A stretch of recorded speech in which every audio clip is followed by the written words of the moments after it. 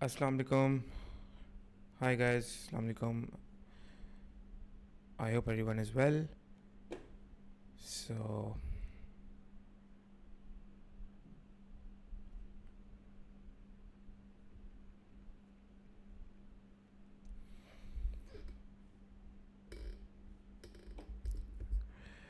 okay. So what are we discussing today? Today is November 2017, paper 11 first, right? Walaikum assalam, walaikum assalam, walaikum assalam, everyone.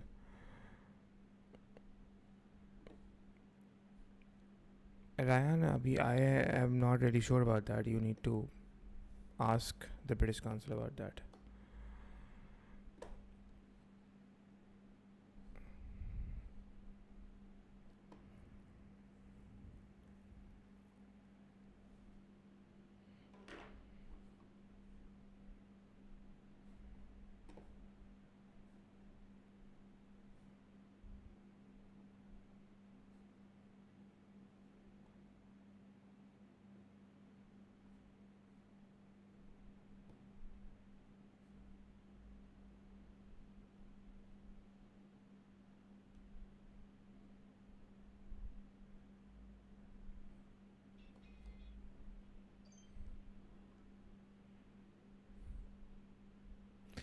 Paper 3 भी करते हैं. Paper 3 भी इंशाल्लाह we'll start probably from 1st June onwards. ठीक है.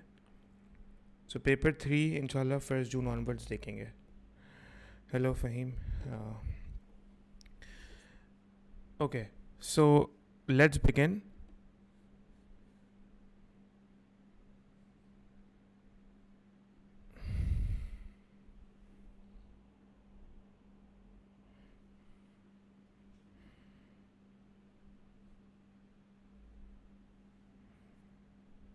Okay guys, let's start. The first question says, what distinguishes a very long run from the long run? Now, what distinguishes the very long run from the long run? You guys can post in the answers in the chat box. So comments, I want everyone to be participating. So what distinguishes the very long run from the long run? Yes, क्या होगा? First वाला MCQ क्या होगा? What distinguishes the long run from the very long run from the long run? Yes. G. The ability to change the state of technology is the correct answer. I think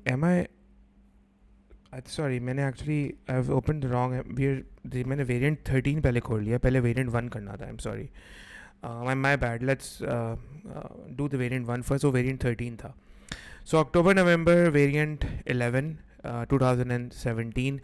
The first question says, a teacher asks 4 students to fill in the gaps in the following sentences. A positive economic statement is something that something we tested using factual evidence.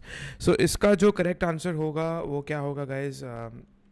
The correct answer would be, what would be the correct answer for this particular question? The correct answer would be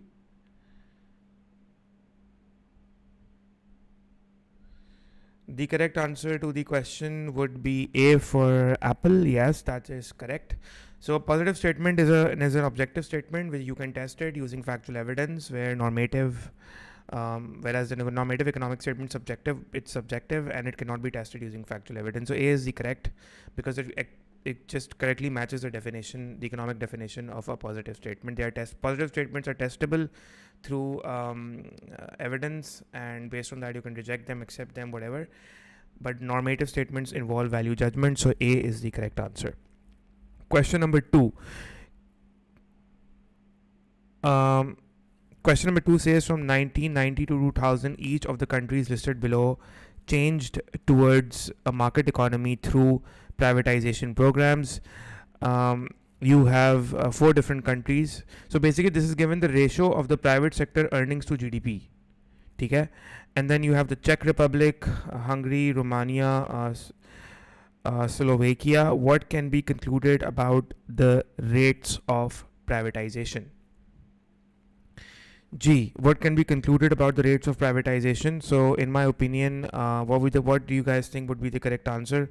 Privatization simply means you're selling state-owned industries to the private sector. That is what privatization is. Okay. That is what privatization is. Now, the correct answer for this question is A for Apple. Czech Republic initially made the fastest change, and the reason why we are saying this is it made initially the fastest change because it just moved the private sector enterprises contribute. Initially, it was contributing 10%, but in 1995, it was contributing 70%. So, obviously, we can see that this is representing it's a 60% increase, right? So 60% more was being contributed by the private sector in Czech Republic in 1995 as compared to other countries. So as compared to other countries, right? So Romania, Hungary, and Slovakia.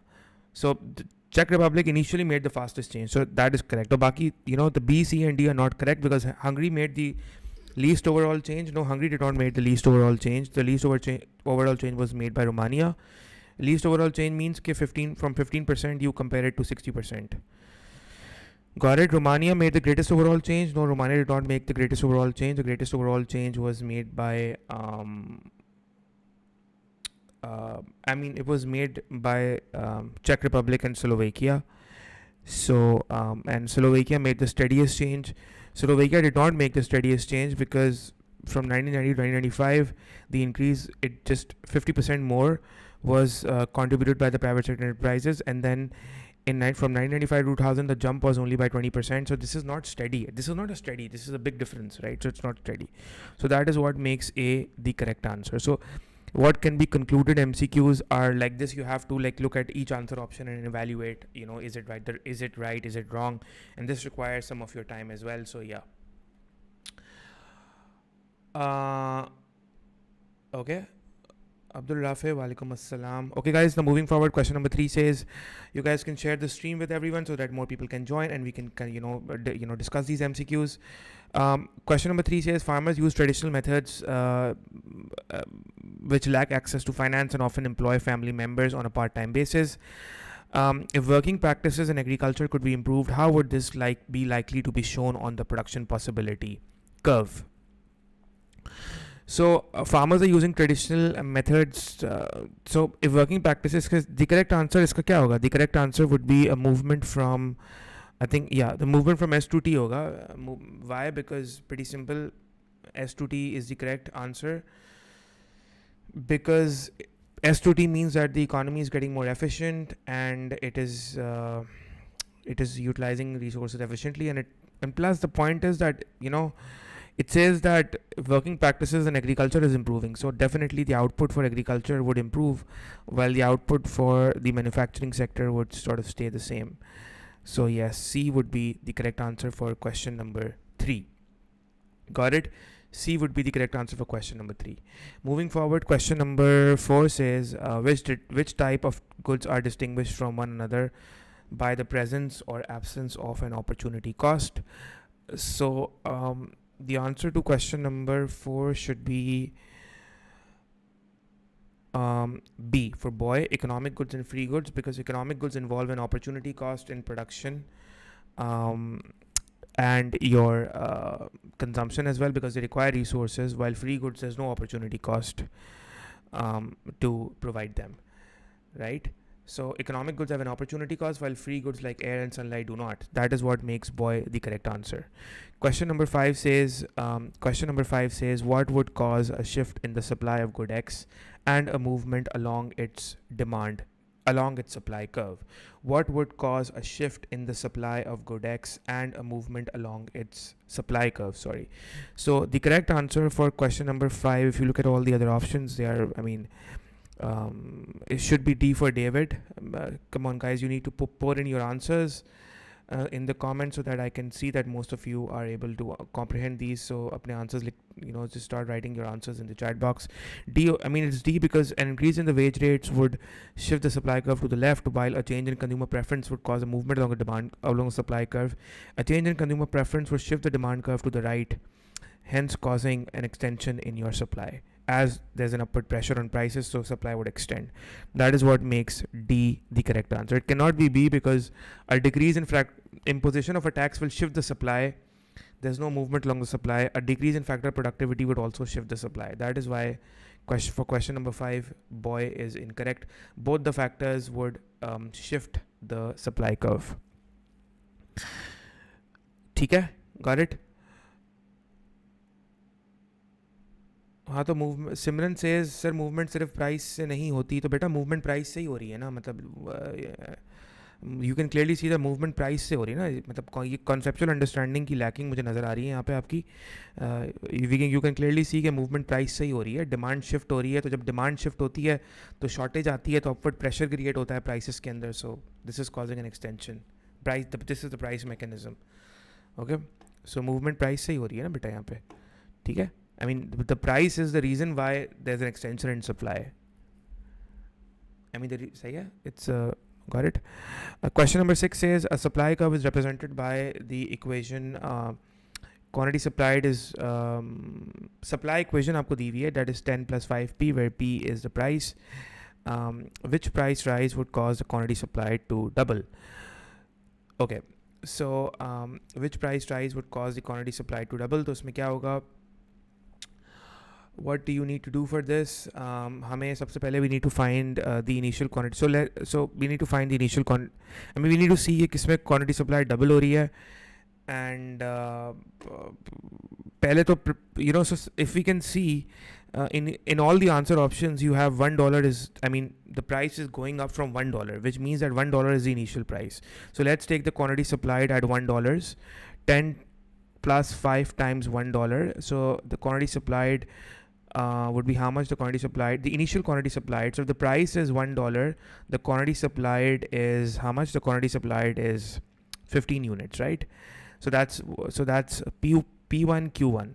Now we don't know what P2 is. We need to find out in the question, but we know that they're asking us कि quantity supplied would double from 15 to 30. That's what it's saying.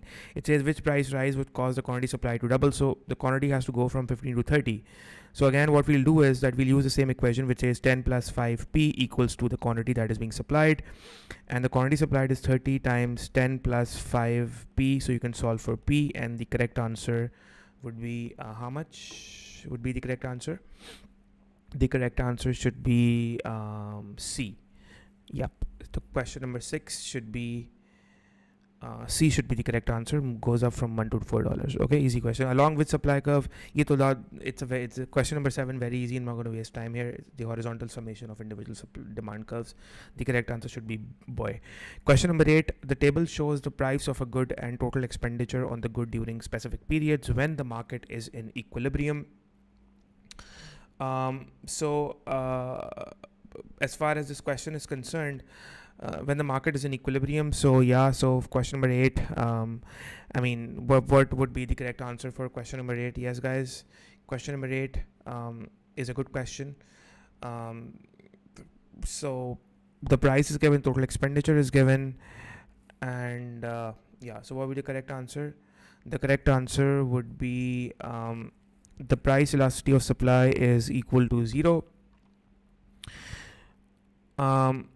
And the price elasticity of supply is equal to 0. Yep. So question 7 rest Irara and B. 8 is not C. The price elasticity of supply should be equal to 0. Okay? David hoga iska. I mean, the correct answer is PS equals to 0. And the reason why we are saying this is because if you look at the quantity, how much is being produced, 96 divided by 12 is 8,000 units. Here also we are producing 8,000. So we're actually producing and selling 8,000 units, which means that even though the price is going up, right, the price is going up, you're still producing and selling 8,000 units, which means that total expenditure for the consumer, I mean, which means that the amount of expenditure from the consumer and the revenue that you will be, although the revenue is going up and the expenditure by the consumer is going up for every higher price, but the amount of the supply is fixed. So as the price, we can see that as the price is going to go up, right? As the price is going to go up, as the price is going up, the expenditure or the revenue is going up, but the output is the same. So PES has to be equal to 0. Got it? Question number 8 is David. Question number 9 says the Chinese government relaxed controls on private house ownership. Private house ownership rose sharply, replacing demand for apartments rented from the state. So you're actually privatizing house ownership, right? So private house ownership is going up, while rented apartments, I think, is going down. So demand for private houses is going up. So when the demand for private housing goes up, this price would rise, and the demand for rented apartments would fall. So the rent for them would fall. So the correct answer should be 9 should be Charlie, right? Private housing prices would go up while the apartment rents would decrease because their demand would go down. So the correct answer for 9 is Charlie. Question number 10 says, what might explain a simultaneous increase in both price and quantity traded in the market for normal goods, right? Okay. In the market for normal goods, what would explain increase in both price and quantity traded? So the correct answer for this should be A for alpha, the removal of an effective maximum price. Because if you have an effective maximum price, then let's say which is below the equilibrium, that's why it's saying effective. And when you remove this, then definitely, because right now at this maximum price, only Q units would be sold, because that's what is being supplied. So the amount sold would be, or the amount traded is what is being supplied. Now we don't really care about what the demand is, because all that is not really, that's all shortage. So it's the amount sold is this much. So when you remove the maximum price, automatically price mechanism kicks in. You allow the price mechanism to reach a stable equilibrium. That's when your price goes up, and ultimately you reach that equilibrium. So the amount of quantity that would be sold initially, let's say this was 10 units, now 15 units would be sold at a much higher price. So the correct answer for question number 10 is A for alpha. Question number 11 says, the diagram shows a demand and supply for parking spaces in a hospital car park. The managers decide to rely on the price mechanism to allocate parking spaces at the hospital. What is required for this to work? So if you're using the price mechanism to allocate parking spaces, then the correct answer for this should be that obviously if you're allowing the price mechanism, then it means that you need to charge the market price, because the market price would ration out all the consumers who aren't really willing to pay for that good. Because you can clearly see that at a price, for example, at a price below P, if let's say this is the price, then you have a shortage here because the parking space is fixed. So let's say if you aren't really charging a price, let's say you're charging 0 price, so 100 cars can come in, but the demand is, let's say, 150. So obviously 50 cars cannot come in. So if you really want that 100 car owners, and plus, the problem with this is that since it is free, so all these people who are going to enjoy this particular mufta is going to, even those people who aren't really willing to pay this particular price would park their car there. But this particular price is going to ensure that only those people park the car who actually value that parking lot or that parking space. So it automatically rations out the shortage, because what we're actually trying to say over here is you have to understand the concept that this price ensures efficient allocation of resource. Because what it does is that if you can see that in this particular region, all these dudes in this particular region are reflected. The demand curve reflects the willingness to pay. So for all the people who are willing to pay a price that is much higher than the market price, that is why we see that there's a consumer surplus for these people. And the dudes in this region are automatically rationed out. Because they have a lower willingness to pay. So they aren't going to pay the market price, because for them the market price is too high, and they aren't even willing to pay the market price. That is why they are excluded from that. They are automatically excluded by the price. They're like, okay, price, tata, bye bye, you guys go to hell. You guys are poor people, you can't afford this, and we don't even need you. So we only need those people who are we only need those people who actually value the parking space, and who really understand how valuable this space for parking is and who are willing to pay this particular price. ये थोड़ा सा I extended, मैंने थोड़ा लंबा करके समझाया है, ये समझाया ताकि आपको समझ आए that you guys can understand what the price mechanism is. Anyways, got it. The price charged for parking space must be OP. Question number 12 says the diagram shows a market for a good which is supplied partly from domestic production and partly from imports. SH represents domestic supply and SM represents imports. SM represent what will be the level of consumption and the associated level of imports. So like I said, this is a similar question we did yesterday. The level of consumption would be what the demand is. Some of it would be partly supplied by domestic producers, the rest would be imported. So consumers would clearly consume OV while producers would produce OR, so the remaining RV would be imported. So consumption has to be OV while RV has. The correct answer for question number 12 is, I want the answers in the comments. The correct answer for question number 12 should be David, OV and RV. Guys, I cannot see the comments. You guys need to post the answers in the comments. Can you guys hear me? And are you guys there? Everyone there? Clear? All good? You guys can hear me? Question number 13.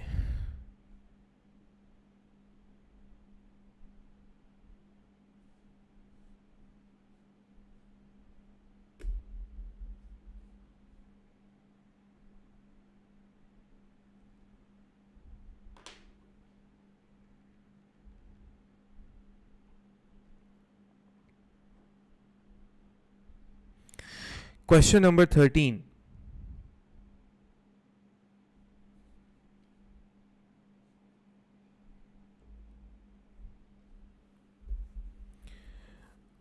Okay, question number 13. Question number 13 says the diagram shows the market for consumers in Pakistan and which area represents consumer surplus and consumer expenditure. And the answer to question number 13 is, this is a very simple question. Question number 13 has to be, the correct answer is boy. So I don't think that I need to explain this. 13 is not A. This is consumer surplus, area above price, below demand, and this entire box is X, Y, O, Z is your, this area is your consumer expenditure. So boy. Moving forward, the diagram shows the market for labor at which level would an effective wage rate has to be set. So if you want to set a if you want to set a minimum wage, then it has to be above the equilibrium. So the correct answer would be A. If you want to set a minimum wage for workers, then it has to be above the market equilibrium wage rate. The market equilibrium wage rate for in the labor market is B.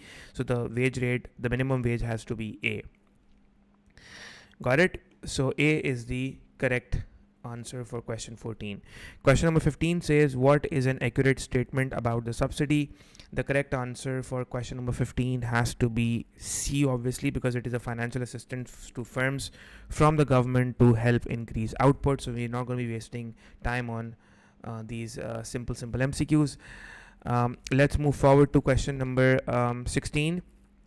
Yes, guys, question number 16.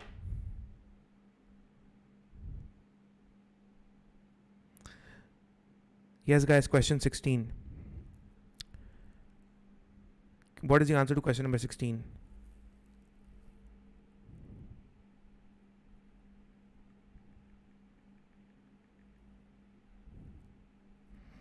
And tell me why. Whatever answer you give, you need to tell me why.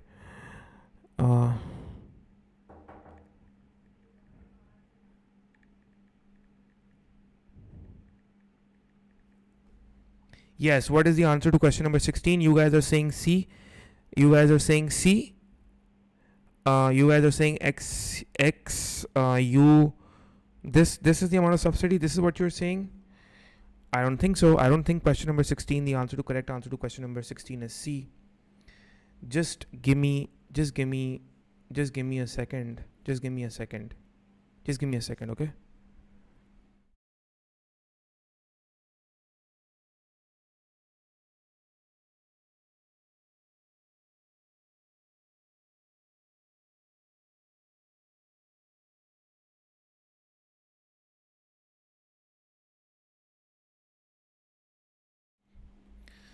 Yeah, so what is the correct answer? What should be the correct answer, guys, to question number 16? The correct answer, students, to question number 16 has to be David, X, Y, ZV. This is the amount of subsidy that the producer, that the government will give to the consumer. The correct answer is D for David. Okay, the correct answer, guys, is D for David. The amount of subsidy that would be given to the producer is okay. The amount of subsidy given to the producer is basically David. And could anyone explain me that? Could anyone tell why is it? So you want me to? I'm sure you guys want me to explain this. Now you need to understand that the question is saying the diagram shows the market demand and supply.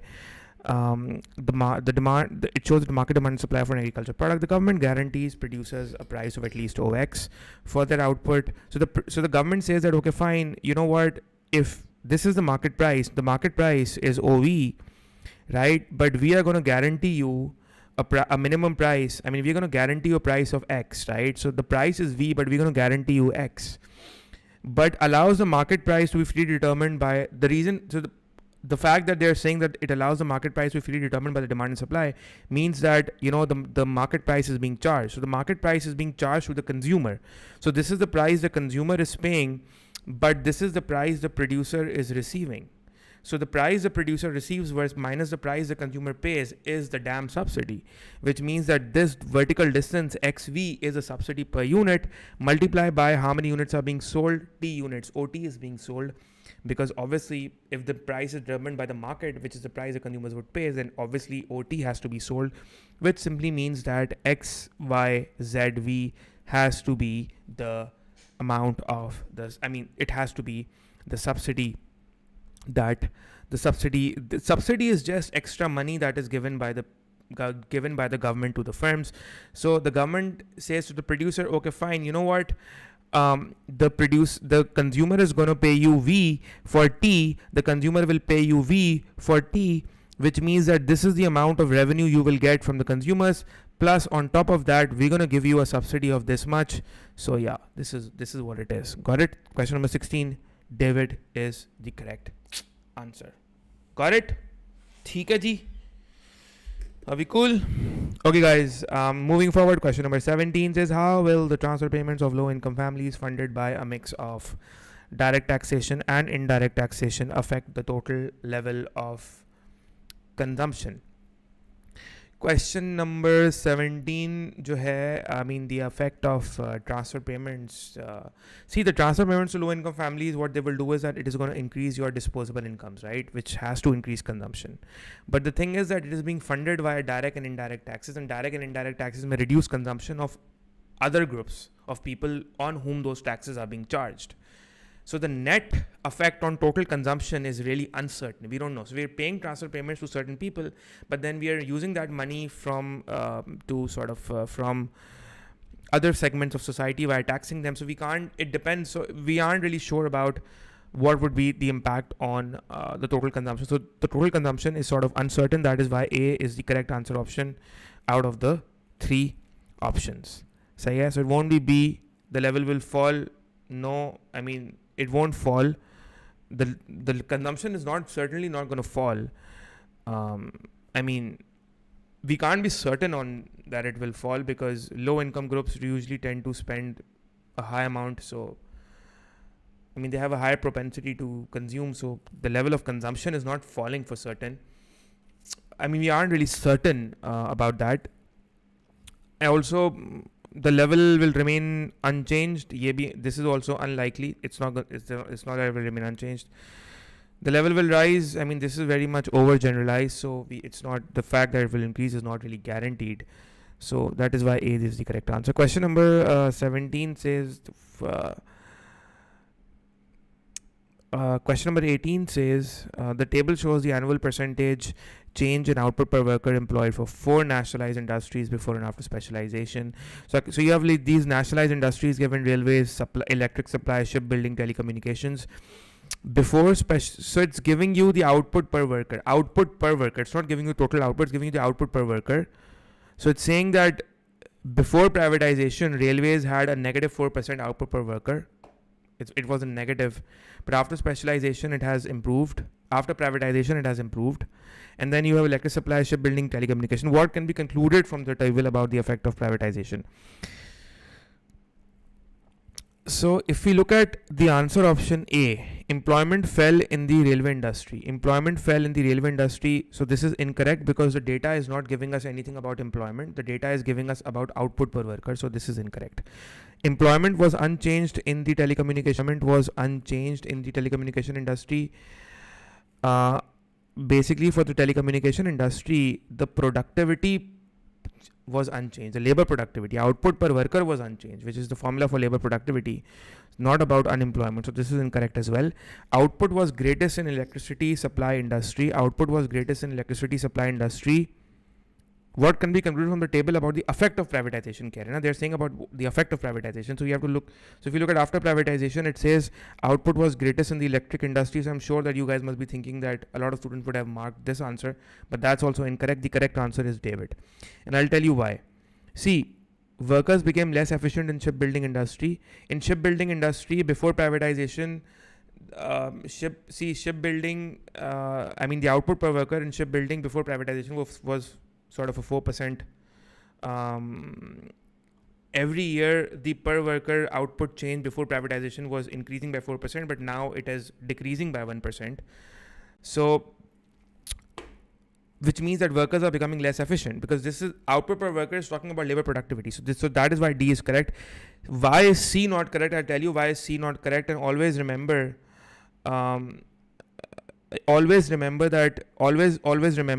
that these are percentage changes. These are percentage changes about output per worker. These are not absolute values, right? So this is not absolute output.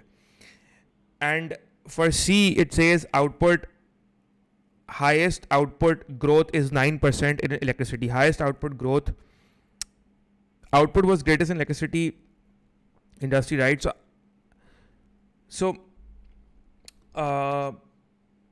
देखिए, this is पहली चीज़ तो ये है कि that for the first thing is that this is output per worker. This is not the total output. And by the way, you have to understand that just because something has increased by 9% doesn't really means that that's the overall output has been the highest. Because I'll tell you why.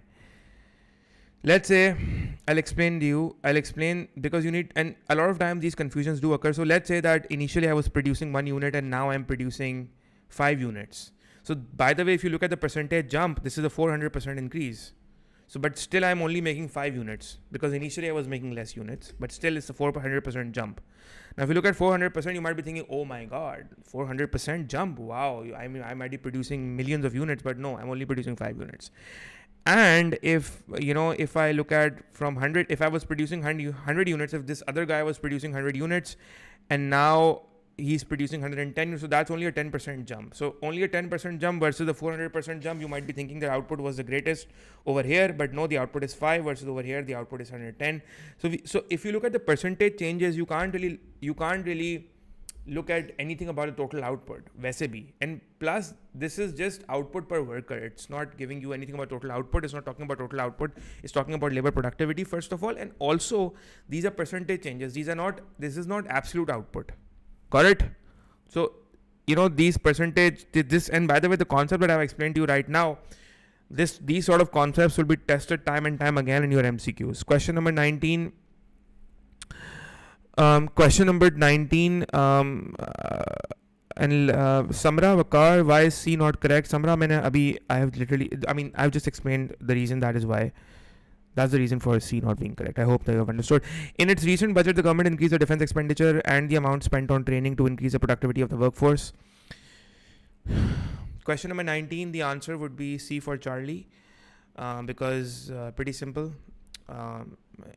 You're spending more on defense, so AD would go up. You're increasing the training would improve the productivity, so aggregate supply would shift to the right. So the correct answer has to be C.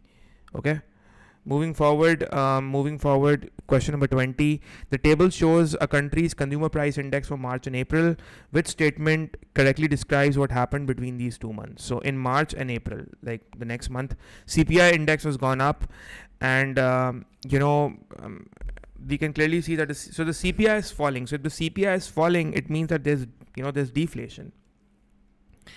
The prices are falling. The average price level fell. The average price level has gone down. There is deflation, and deflation means that the purchasing power of money is actually going up. The purchasing power of money is going up. So there was an increase in the purchasing power of money. 20 has to be C for Charlie. That okay. So this is deflation. CPI, the fact that CPI is going down. CPI kya hai? CPI is just you take a basket of goods, you put all the important stuff in it, and then you take those prices and then you convert those prices into an index, and that's what CPI is. And the fact that CPI has gone down means that there's negative inflation, which means deflation. What would most likely to increase inflation? What would most likely to increase inflation in an economy? ठीक है? G 21 says what would most likely to increase inflation in an economy?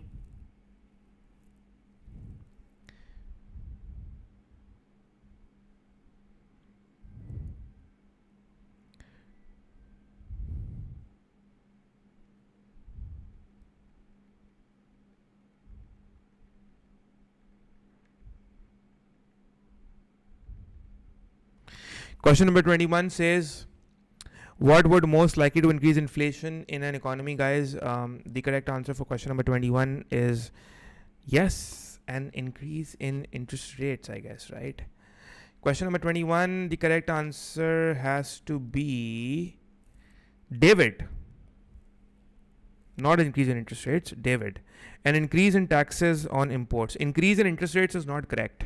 I'll tell you why is increase in interest rates not correct, and the simple reason is increase in interest rates is not correct because the reason why increase in interest rates is not correct, guys, let's look at all the options. Increase in consumer saving would mean less spending, lower AD, so it would be deflationary. Increasing interest rates would increase the cost of borrowing. It would slow down inflation because it would reduce or maybe cause deflation. It would reduce C&I. Increasing labor productivity would reduce cost push inflation. So again, increasing taxes on imports is the correct answer because increasing taxes on imports would increase the import price. It would result eventually passed on to the consumers via cost push inflation. Question number 22. In 2014, a rich foreign businessman bought a UK football club. What would have been the immediate effect of such an investment? So if this rich foreign businessman buys a UK football club, what is the immediate effect? So obviously this is representing an FDI. An FDI is recorded in the financial account. It's a capital inflow into the UK because football is a domestic asset, right? And you're buying, and that foreigner is buying it. So it is representing an inflow in the UK's balance of payment, which makes C the correct answer. Question number 23 says Australia's spending on imports fall. And at the same time, investment abroad by Australian firm declines. So Australia's spending on import falls.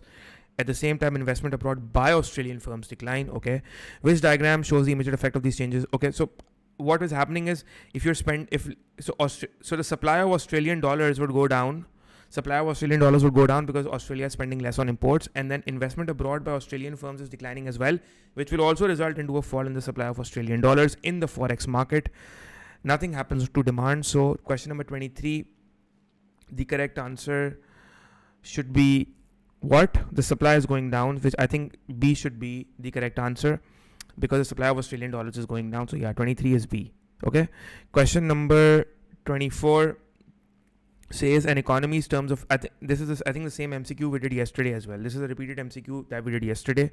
An economy's terms of trade growth. So I think I'm sort of ignoring it, but yeah, I think this is the same MCQ we did. So I think C should be the answer for that. This is exactly the same MCQ we did yesterday. Okay. So 24C. 25, the introduction of the euro as a common currency of much of Western Europe created a powerful economic group. Okay, so what is, you guys know about the euro, I'm sure, and about the European Union. So what is least likely to have been the intention?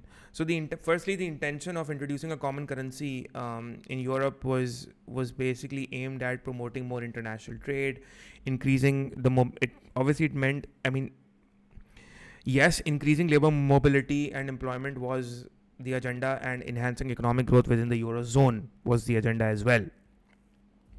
So the correct answer, it says what is least likely. So least likely likha hua hai, this is basically a distractor in the MCQ. So the correct answer for question number 25 has to be D for David. Ryan is correct. Honzela, no, C is not the answer. Obviously, what is least likely? Na? So more international trade is more likely. It's not least likely.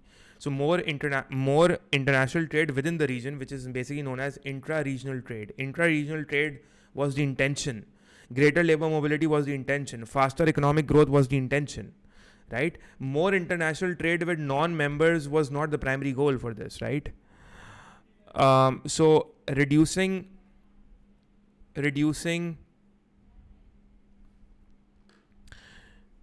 You got it?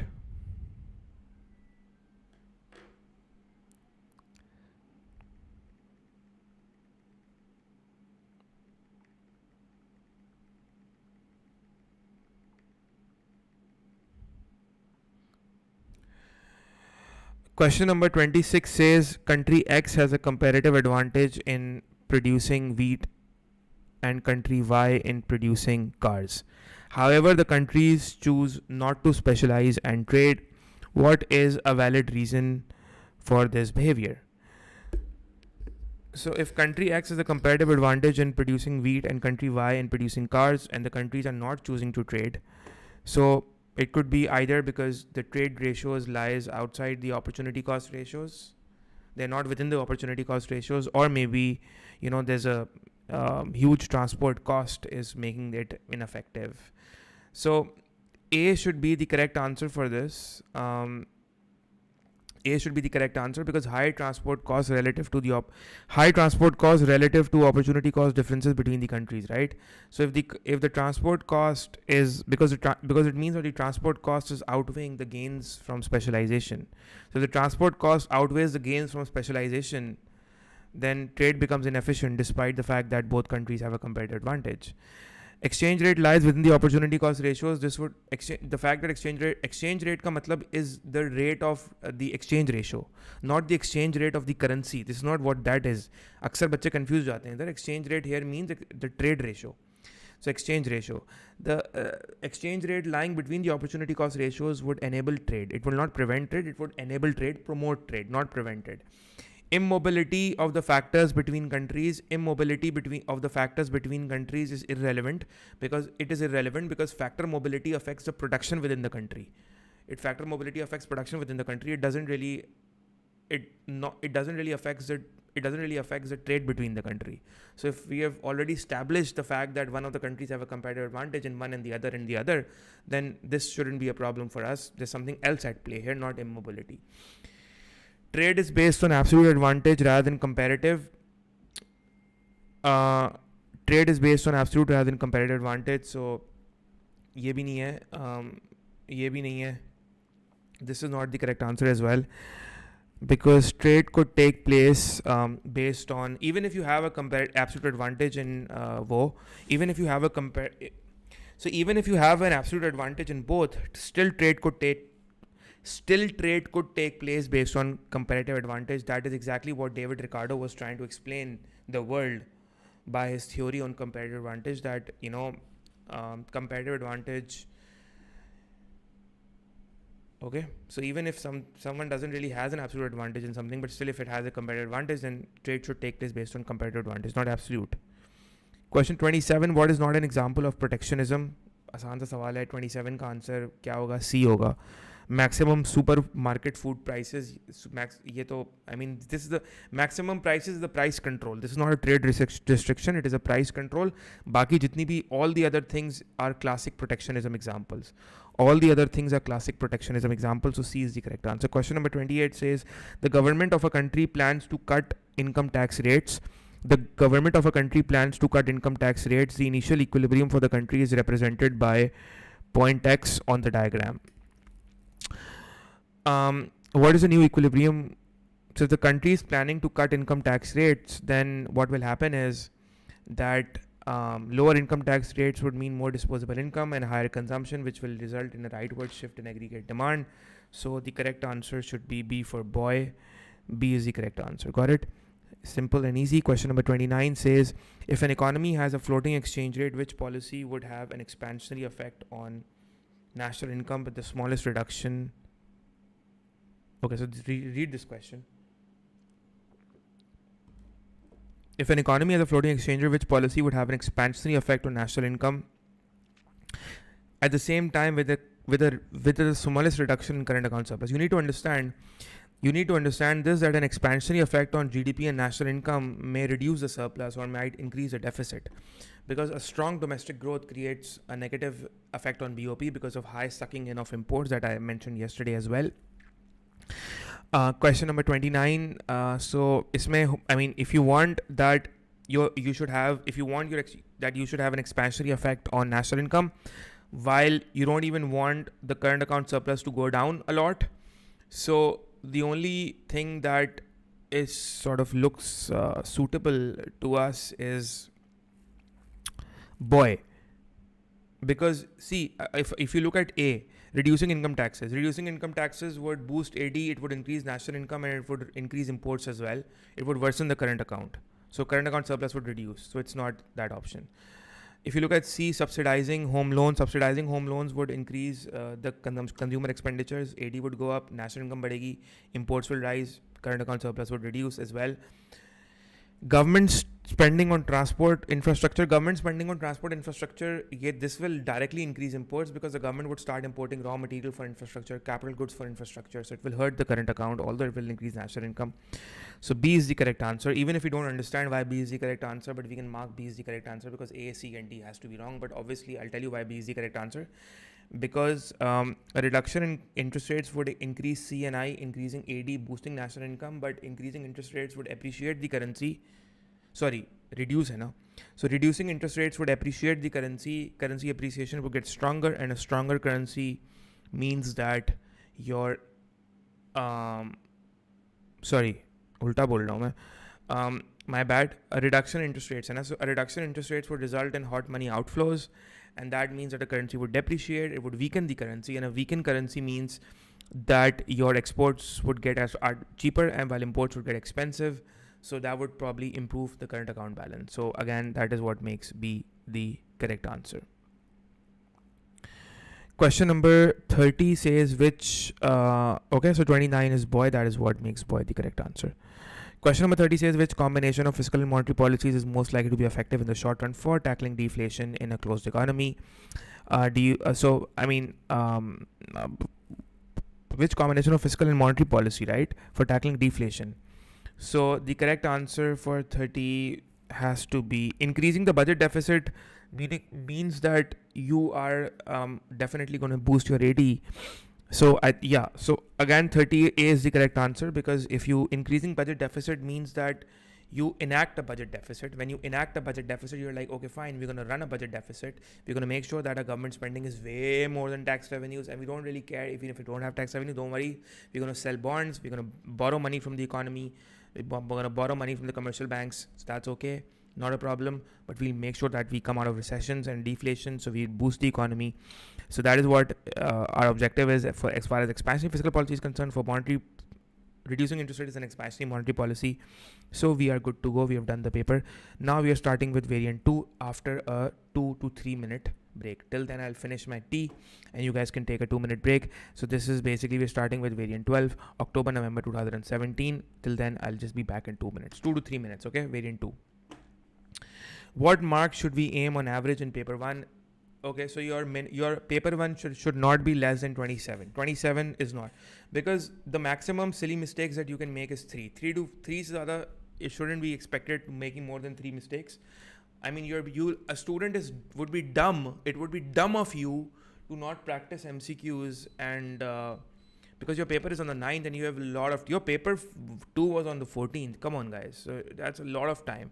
So you can finish you can finish your papers twice. And so, I mean, I would just call a student dumb if he doesn't practices the papers and he ends up getting less than 27, because a lot of the questions are repeated, and if you practice well, 26, 27 is very easy. And I'm being very honest. I mean, I don't just necessarily want to sort of make you.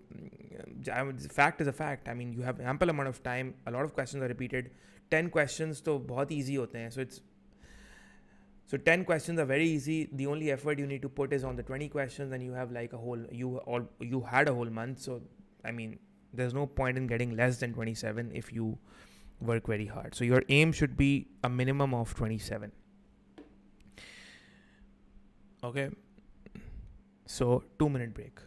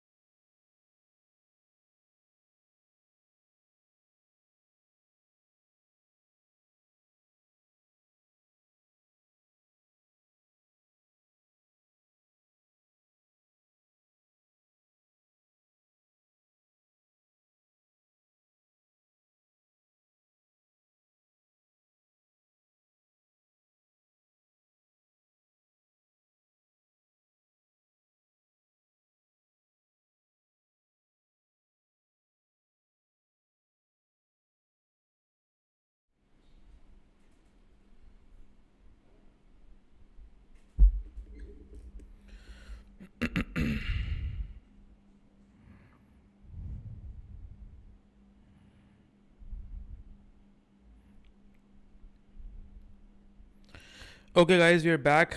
Question number. Okay, so we are back, and question number one. Okay, let's start. Let's sort of you guys just start pouring in the answers. Question number one is simple. To overcome the problem of scarcity, countries with few natural resources need to concentrate on the quality of the human resources. Which set of policies would be most appropriate, right? So, which set of policies would be most appropriate? As far as the natural resource and the human resource policy is concerned, the correct, I mean, countries lacking natural resources, so the correct answer has to be A. It has to be A because develop renewable energy supplies and improve the education and training. The simple reason for this is that countries lacking natural resources can countries that lack natural resources can still grow by investing in human capital like education and skills. So and basically develop sustainable energy resources,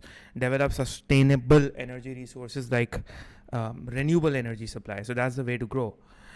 B is incorrect because if you want to discourage automation, that will limit productivity growth. C is incorrect as well. Protect jobs in manufacturing. Protecting jobs and land is protecting the jobs and protecting the land is a defensive measure. It's not a developmental measure, right? And restricting imports and skilled migration, restricting skilled migration of workers and people would harm innovation and harm the whole integration concept of free trade. So D is incorrect. Question number 2. The government basically decides to subsidize farms producing milk in its country. The government decides to subsidize farms producing milk in its country. Which question about the decision is normative rather than positive? G. Question number 2. The correct answer. Question number 2, guys. G. What is the correct answer for question number 2? Which question about this decision is normative rather than positive? So what would be the correct answer?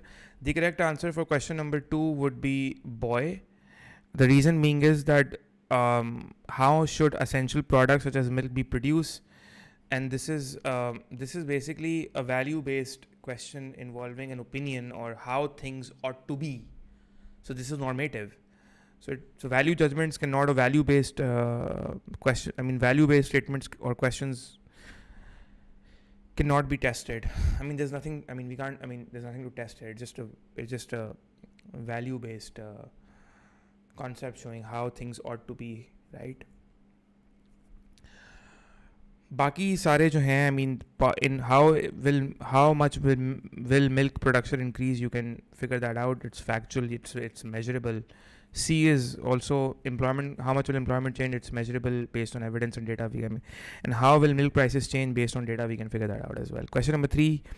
Economy uses resources in labor-intensive production of wheat and wooden furniture as shown by the production possibility curve FW. With the help of new strains of wheat seeds, X increases yields and shifted to a new production possibility curve. ठीक है,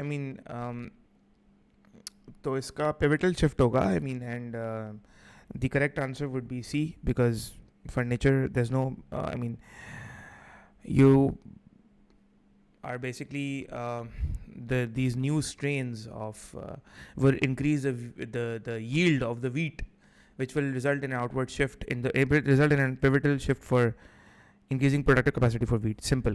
So it's C. Question number 4. What is most likely to severely affect the ability of money to act as a medium of exchange? Now, so obviously the correct answer is a very high rate of inflation, because although money ka MCQ will not come in your paper anymore because money is not part of AS, but just letting you know that if there's very high inflation, then in that case money, this like hyperinflation hai. So hyperinflation just erodes the money value rapidly. So people would avoid in those circumstances. People would avoid using money and would probably prefer barter system. Anyways, question number 5. So money is not a tradable commodity. I mean, it's not tradable. It's not a medium of exchange anymore. Question number 5 says, what would not affect the position of the demand curve for wigs? The correct answer is, David, the reduction in the price of wigs, because it's the price factor. It is going to cause an extension in the demand. All the other are non-price factors. They would cause a shift in demand. Question number 6 says, in which situation is the demand for a product said to be price elastic? G. The correct answer is D for David, because when the price goes down, the total revenue goes up. For the, whenever the demand is elastic, when the price goes down, the total revenue goes up. That is why. So for question number 6, the answer should be D for David. A decrease in price brings about an increase in revenue, because obviously when you reduce the price, people just go crazy about the product and they start flooding the markets, and consumers are quite sensitive about the prices. So revenues for the firms would go up and expenditure for the consumers would go up as well. Question number 7, the diagram is in the diagram, D1 is a straight line demand curve and D2 is a rectangular hyperbola curve. Which statement is correct? G. Good question. Question number 7, which statement is correct? Question number 7, which statement is correct? So D2 is more elastic. So firstly, this is a linear, D1 is a linear demand curve. D1 is a linear demand curve, while this other curve, D2 is a rectangular hyperbola, where, so for rectangular hyperbola, you guys know that the PED equals to 1, right?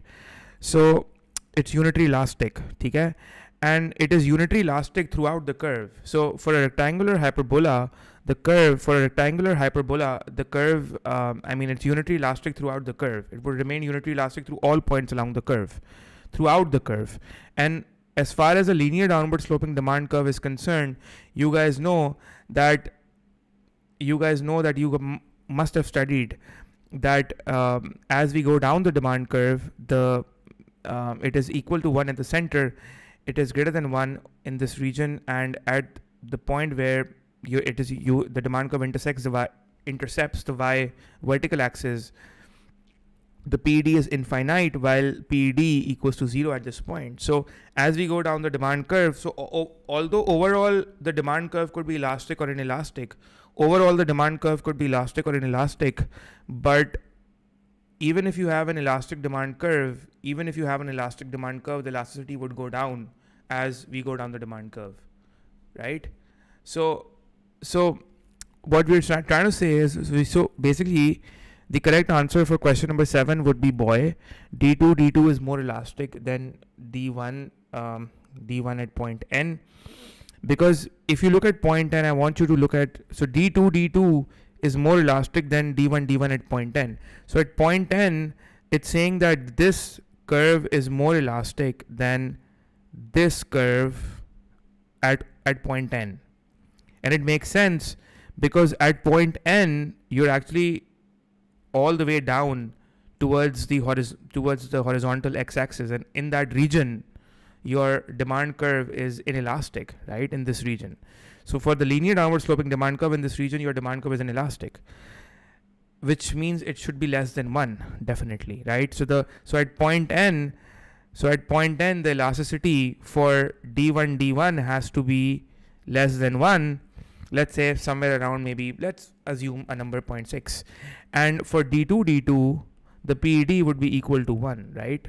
So definitely that is why it says that in relative terms, if we compare it, D2 at point N is more elastic than D1. D2 is more elastic than D1, yaar.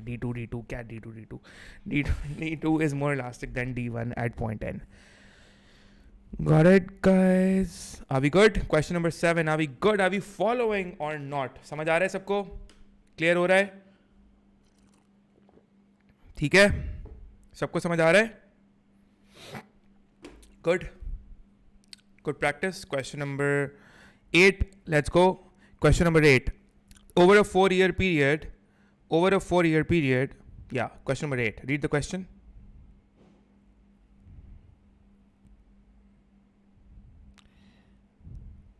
Yes, what is the answer to question number 8? G. Question number 8. What is the correct answer? Over a 4-year period, as the price of new houses increases, the price elasticity of supply for new houses falls. Okay. All new houses were sold. Okay. What shows the price elasticity of supply became more inelastic from year to year?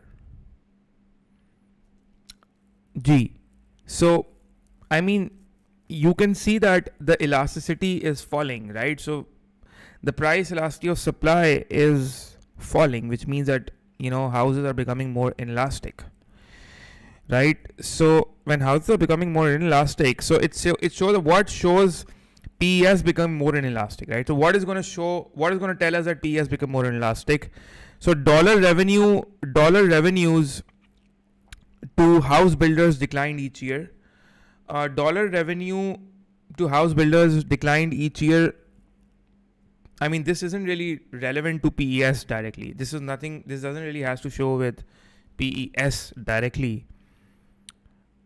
Because dollar revenues, what is the impact on dollar revenue depends on in what direction the price goes. Okay? So this isn't really directly not explaining about the PES. If you look at the option B, each year the government released more land for house building. So if each year the government released more land for house building, this would actually make it more elastic. So it's going to contradict the trend that is shown in the table, that is, it is becoming less elastic. If you look at D, the proportionate price change was the same as the proportionate supply change. And if the proportionate price change is exactly equal to the proportionate supply change, then the PES should be equal to 1, while here the PES is becoming more inelastic. So that's why C is the correct answer, because that is exactly what is, if the supply PES is inelastic, it means that the proportionate price change was greater than the proportionate supply change. So that is what makes C the correct answer. ठीक है?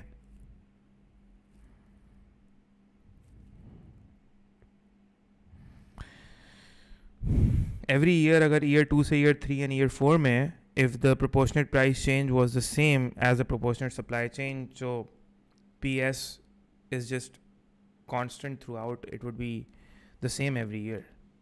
So that's not what this question is saying, right? So question number 9 says the price of gold. Yeah, so do question number 9. The price of gold, silver and copper fell considerably in 2011 and again in 15. The fall in 2011 was said to be because miners increased production. The fall in 2015 was because demand from China decreased.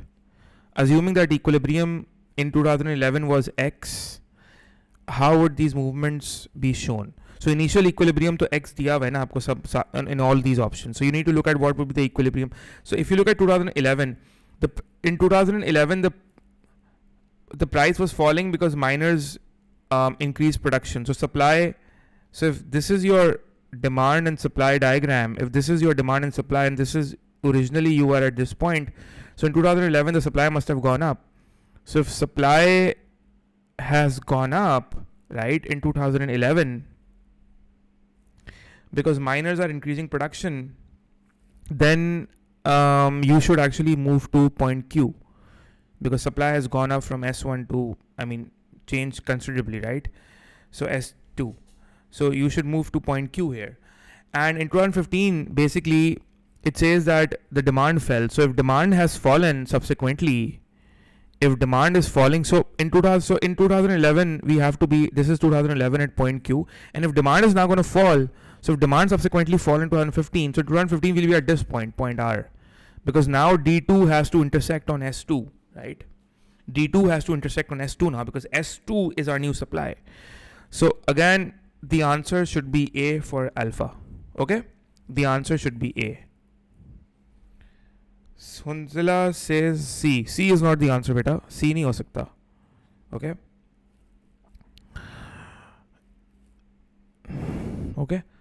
ठीक है, clear? Everyone got it? Question number 10 says the consumer X is the largest of the 5 consumers and buys 50% of the sales. The table shows the quantity of the good demanded by consumer X and the market supply of the good. So you have these prices given, you have the market supply given, the demand from consumer X given as well. So yes, क्या करेंगे इसमें हम? What would be the equilibrium price? The equilibrium price would be the price where, so we have the demand from consumer X given. We need to find out the market demand. Now, how would you find out the market demand? You'll find out the market demand because it says consumer X is the largest of the 5 consumers and buys 50% of sales. So at $4, whatever the demand is, 50% is by X, right? So at the price of $4, if the demand from X is 20%, if the demand from consumer X is 20, which in itself is 50%, so 50% of, I don't know, whatever the market demand is should be equal to 20 by X. So just find out this value, find out for this market demand, you'll get the market demand at a price of 4, which should be, I don't know, calculate karo, kitni honi chahiye. So the value should be ye honi chahiye 20. This should be 20. This should be 16. This should be how much? Sorry, my bad. I'm doing the wrong calculations. The market demand should be 40. Double ho jayegi na, it's gonna double 32, 24 and 20. Right? So the market supply and market demand are equal at what price? They are equal at a price of 6. So what is the equilibrium price? The equilibrium price is 6 because at $6 the market supply equals to the market demand. So B is the correct answer. Got it? Okay guys, B is the correct answer. So this is the equilibrium. Got it?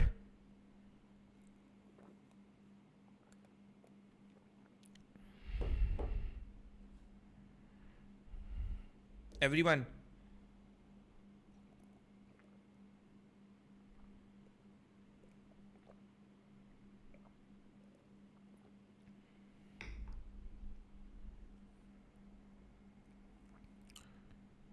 Question number 11. This is pretty simple, dude. Just what you need to do is that Mr. X is basically demanding 20. He's demanding 20 units, right? Which is 50% of what the market demand is. So just do the math here.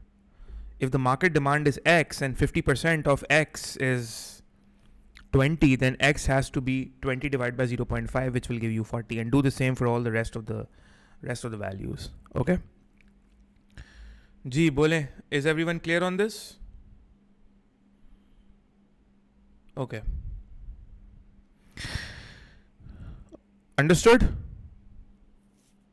Question number, okay guys, question number, understood? Question number 11 says, what does not happen when price acts as a medium of, what does not happen when price acts as a medium to allocate resources? Now, what does not happen when price acts as a medium to allocate resources? So what does not happen when price acts as a medium to, allocate resources? What does not happen when price allocates resources? So the correct answer is price determines, what does not happen, hai na? So if you look at answer option B, we know that price would guide allocation in goods in both factor markets and the product markets as well. So for both product and factor markets, price would guide allocation. Price reflects the consumer's ability to pay. Yes, price does reflect the consumer's ability to pay, not the need, but how much consumers are willing to pay for that. Price would signal to producers about what goods are most profitable, so that is also correct. So A is incorrect because price determines the supply of public goods. No, public goods are not sold at a market price. They are not sold. So there's a price, price is not going to determine the supply of public goods because price would determine the supply of price could guide allocation for private goods but not public goods. Question number 12, what is consumer surplus? इसका straight up answer boy है, ठीक है, simple है. Question number 13, in the diagram,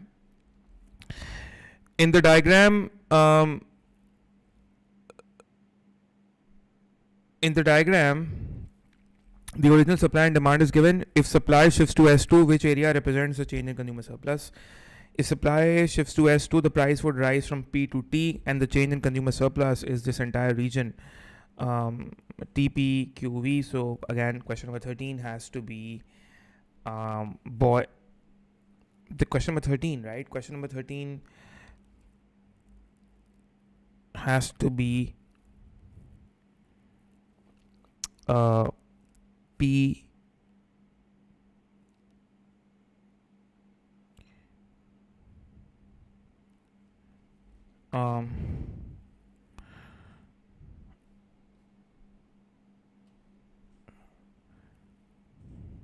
am I correct?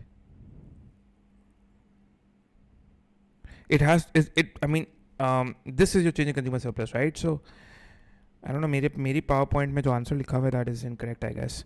So I mean the marking scheme, this is PT VQ PQVT, right? PQVT. So A should be the correct answer. 13 is A, right? 13 is A. PQVT is the correct answer, right? Okay, 13 is A. After a series of poor harvests, a government imposes an effective maximum price on cereals. Question number 14. After a series of poor harvests, the government imposes a maximum price on cereals. What would be the consequence of this policy? So if you're imposing a maximum price, then it would result into a shortage, and it would cause a shortage. And एक second. What's the CS at S1? The CS at S1 is, this is the CS at S1. Now this is the CS at S1. And then when the price goes up, then the CS at S2 would be, it's not about S1 and S2, it's about the price. So the CS at P is this entire bigger triangle. This big triangle is the CS at P. The CS at T is this triangle. And hence it means that this entire region is representing the fall in consumer surplus. ठीक है? Okay? Until is it clear? Question number 14 का जो answer है, that should be C. Rationing would be necessary to ensure fair distribution. The reason is that when you will impose a maximum price on cereals, imposing a maximum price on cereals would mean that it would result into a shortage, and the government would need to do something about the shortage through a system of rationing.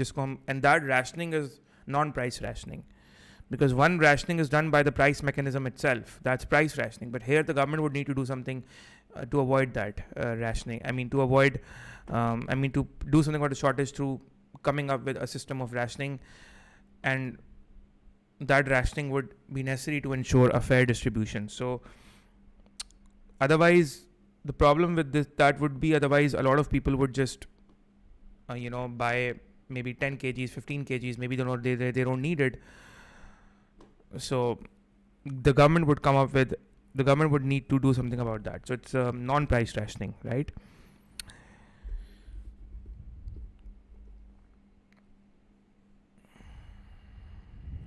This is question number 14. Question number 15 says the diagram shows the demand and supply of a commodity before and after a specific tax. So what is the tax per unit of output, and what is the price after the removal of the tax? Now, the thing is that what is a tax per unit of output? So tax per unit of output is a vertical distance between the two supply curves. Now, whether you want to take the vertical distance from this region or you want to take the vertical distance from this region, it's going to be the same, because the supply curve is shifted parallel upwards, which means that the marginal cost is going to increase by the same amount. So, it's up to you. It would give the same values, whether you take it from here and here. So 8, if you take it from here, 8 minus 2 would give you 6.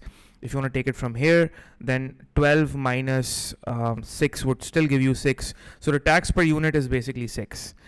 And if the tax per unit is 6, so if you remove the tax, your supply curve will shift outwards, which means that this would be your new supply curve. and then the market price would be 6, which means that A should be the correct answer. Tax per unit is 6, and the market price after the removal of the tax is 6. So 15 should be the correct answer. For 15 should be A for alpha. Question number 16 says the diagram shows the market for heating oil. The diagram shows the market for heating oil, and if the government introduces a production subsidy, how will the financial benefit be shared between consumers and producers? So as you can see that the demand is elastic, but the supply is inelastic, right? And whenever the demand is, remember that whenever the demand is elastic and whenever the supply is inelastic, whenever the demand is elastic and whenever the supply is inelastic, remember that the subsidy ka jo major benefit hota hai, the major benefit of the subsidy is shared by the producer. This is the rule. You can learn that. The benefit, I remember that in my classes, I taught these rules to all my students. And so for those who are not my students directly and are watching the YouTube channel, so definitely just learn that when the demand is elastic and the supply is inelastic, the burden is shared more by the producer, and vice versa. Got it? So yep, that is what the major burden will, the major of the subsidy benefit will go to the producer. Theek ho gaya? That is 16, David. Okay, moving forward. Question number 17. 17 says the diagram shows the UK government total spending and welfare spending. So total spending, so the total spending of the UK government is given, and then you have the welfare spending. So welfare spending would include the total spending as well. Between 2005 and 2014, what can be concluded from the diagrams about the UK spending during the period 2005 to 2014? So so on the horizontal axis you have the years, and then you have spending in billions. Now, one thing, the catch is that, just make sure that you guys are not confused, because on the vertical axis, you have the value from 0 to 800. And over here, you have the value 0 to 120. So make sure of that. Always look at the values on the axis. Students usually make these sort of mistakes. Both forms of spending were cut in 2014. Were both forms of spending cut in 2014? No. Both forms of spending means welfare spending and non-welfare spending. Right? Because total spending would include the welfare spending, right?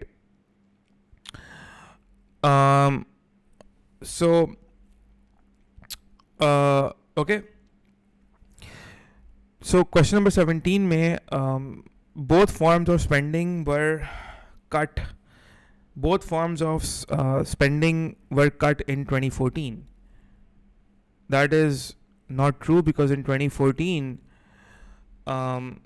spending went up and did not fall. In 2014. So in 2014, the non-welfare spending is going up actually. Why? Because you see, in 2014, if you look at this, your total spending in 2014 is the same, right? Around 750 as compared to 2013. Okay? Almost the same, right? But your welfare spending is going down. From 2013 it went down to 2014, which means that your non-welfare spending is going up. So saying that both forms of spending here means welfare and non-welfare spending. So this is incorrect then, because non-welfare spending is going up, because if the total spending in 2013 and 14 is the same, and if welfare spending is going down in 14, so the other spending must be going up. Okay? So A is incorrect. Both total and welfare spending have risen continuously. No, both total and welfare spending have not risen continuously. There have been points where there have been some dips, slight dips in some years. So it's not that, you can see that welfare spending is going down in the last year. So this is incorrect as well.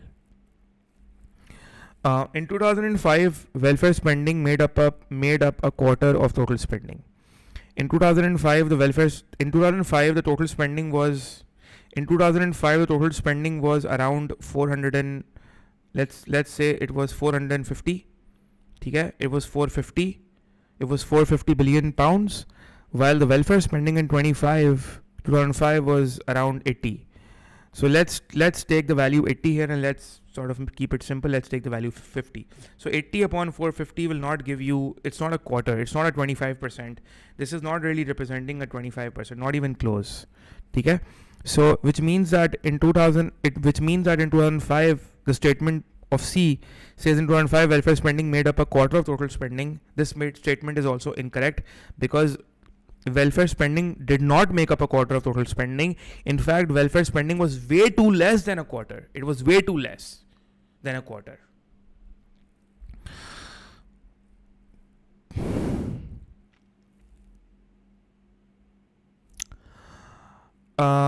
Which makes D the correct answer, because you're only left with D, so D has to be correct.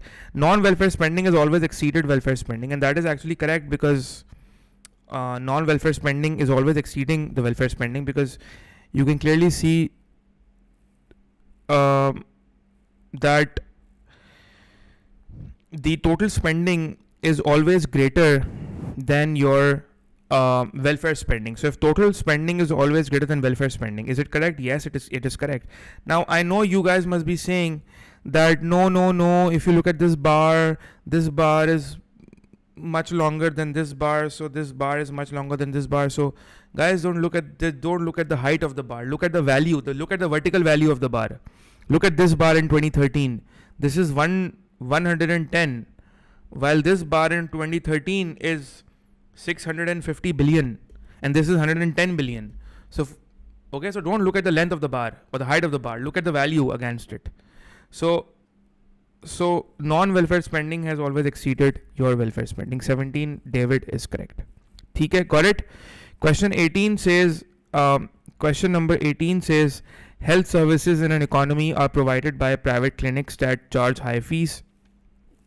The government decides health services should be provided for everyone, not based on the ability to pay. Question, so what direct action should it take? G.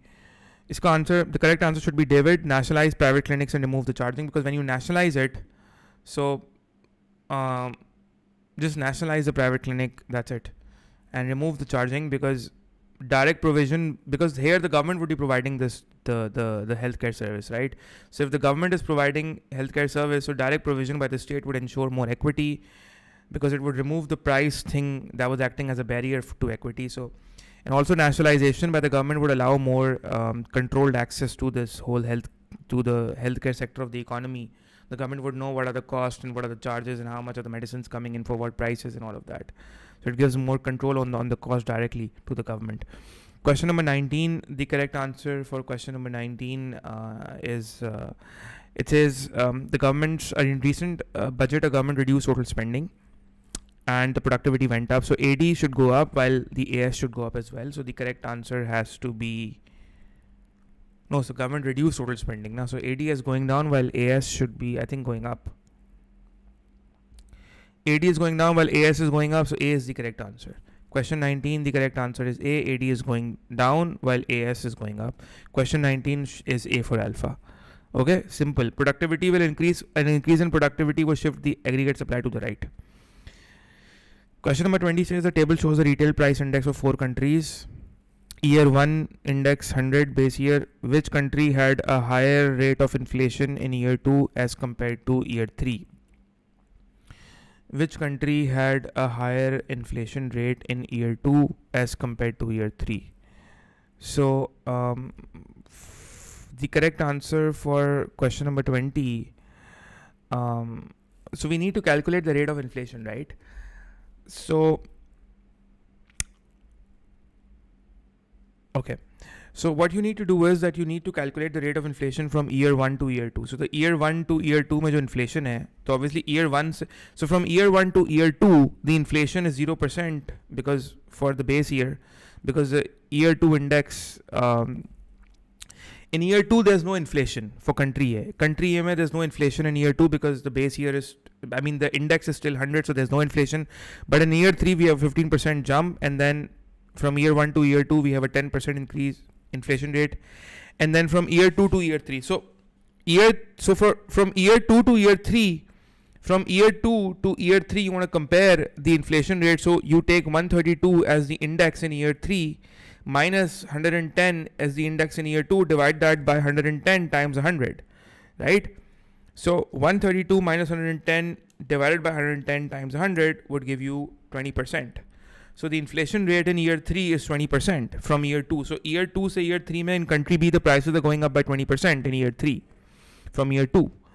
And you can do it for the following. This should be, if you calculate these values, so it should be, this should be 20%, and this should be how much? This should be 144 minus 120 divided by 120 times 100. This is also 20%, and this should be 30%, and this should be 15.4%. So the correct answer for question number 20 has to be David D.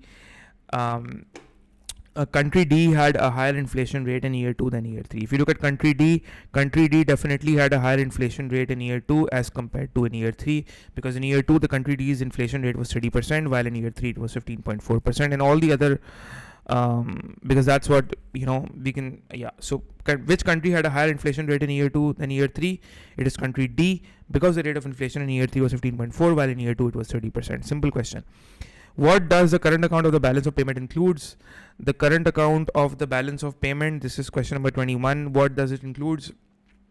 This includes trade in goods, trade in services, primary income, secondary income. So the correct answer for question number 21 should be C. It includes imports and exports of goods. Yep, sahi hai. I mean, in some students marked inflows and outflows of trade. Yes, it includes inflows and outflows of trade, that is balance of trade part. But then capital is not included. Capital flows are included in the financial account. So 21 C. 22, assume the Chinese monetary authorities are committed to maintaining the exchange rate of China. Again, this MCQ should not be tested again. I mean, initially it was part of the course, but now it is not part of the course. So let's not spend time in question number 22. This is from a managed floating exchanger, which is now part of A2. Question number 23 says, in the UK in July 2014, your one pound was 1.17. By the end of August, 1 pound is 1.165, which means that the pound is depreciating. If the pound is depreciating, then what is most likely to explain this? So question number 23, what is most likely to explain this? So pound is depreciating, guys. Your pound is actually depreciating. So what is most likely to explain this, right? So pound depreciate ho raha hai, which means that the demand for pounds is going down, and one of the reasons that we can see is that it is the correct answer is D for David. And the reason why it is D is because when the UK's national debt would go up, a rising debt is a concern for investors. It shakes the investor confidence, right? We have studied that. I mean, I've taught you guys, and for those who haven't studied from me, I'm telling you right now that when the investor confidence, a rising national debt is a cause of concern for your investors. And foreign investors panic, even domestic investors panic, but let's talk about foreign investors here, because they will move their money out of the country. Not only will the existing investors move their money out of the country, which will push up the supply in the foreign exchange market, depreciating the pound, but potential foreign investors who are thinking of investing in the UK might not, when they see that the UK's national debt is going up, right? It's not a good sign. So higher national debt creates a concern, because it creates a concern about the macroeconomic stability of the country, and it lowers the investor confidence, and it reduces the demand for British pounds. Hence, so that is why the pound could be depreciating. 23, the correct answer is David. What is terms of trade का formula लगाना है? Simple. 24 का देख लेते हैं खुद ही. Question number 25, custom unions is now part of A2, so you can ignore that. Question number 26, the table shows the two countries produce two commodities. Simple है. X, Y ले लें, rice ले लें, wheat you take rice and wheat. X and Y.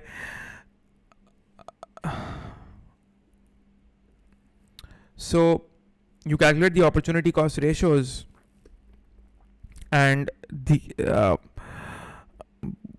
for every, so for 1 unit of wheat, we need to forego 1 rice, but for 1 unit of wheat here, we need to forego 2 units of rice, which means that country X has a comparative advantage in the production of wheat. So country X has a comparative advantage in wheat. 26, the correct answer is C for Charlie. Okay, 26 is C for Charlie. Country X has a comparative advantage in wheat because for every 1 unit of wheat, it only has to forego 1 rice as compared to country Y, which has to forego 2. In 2014, Poland, the world's largest exporter of apples, 55% of the crop went to Russia. Then Russia banned the imports. So Poland was one of the largest exporters. 55% was going to Russia. Then Russia banned the imports. So no more no more Polish apples coming in Russia. What would not have prevented the revenue? What would not have prevented the revenue of the Polish apple farmers falling dramatically? Good question. Generally, देखें इस type के usually students end up messing around and marking wrong answers for these sort of questions. What would have not prevented the revenue of Polish apple farmers falling dramatically?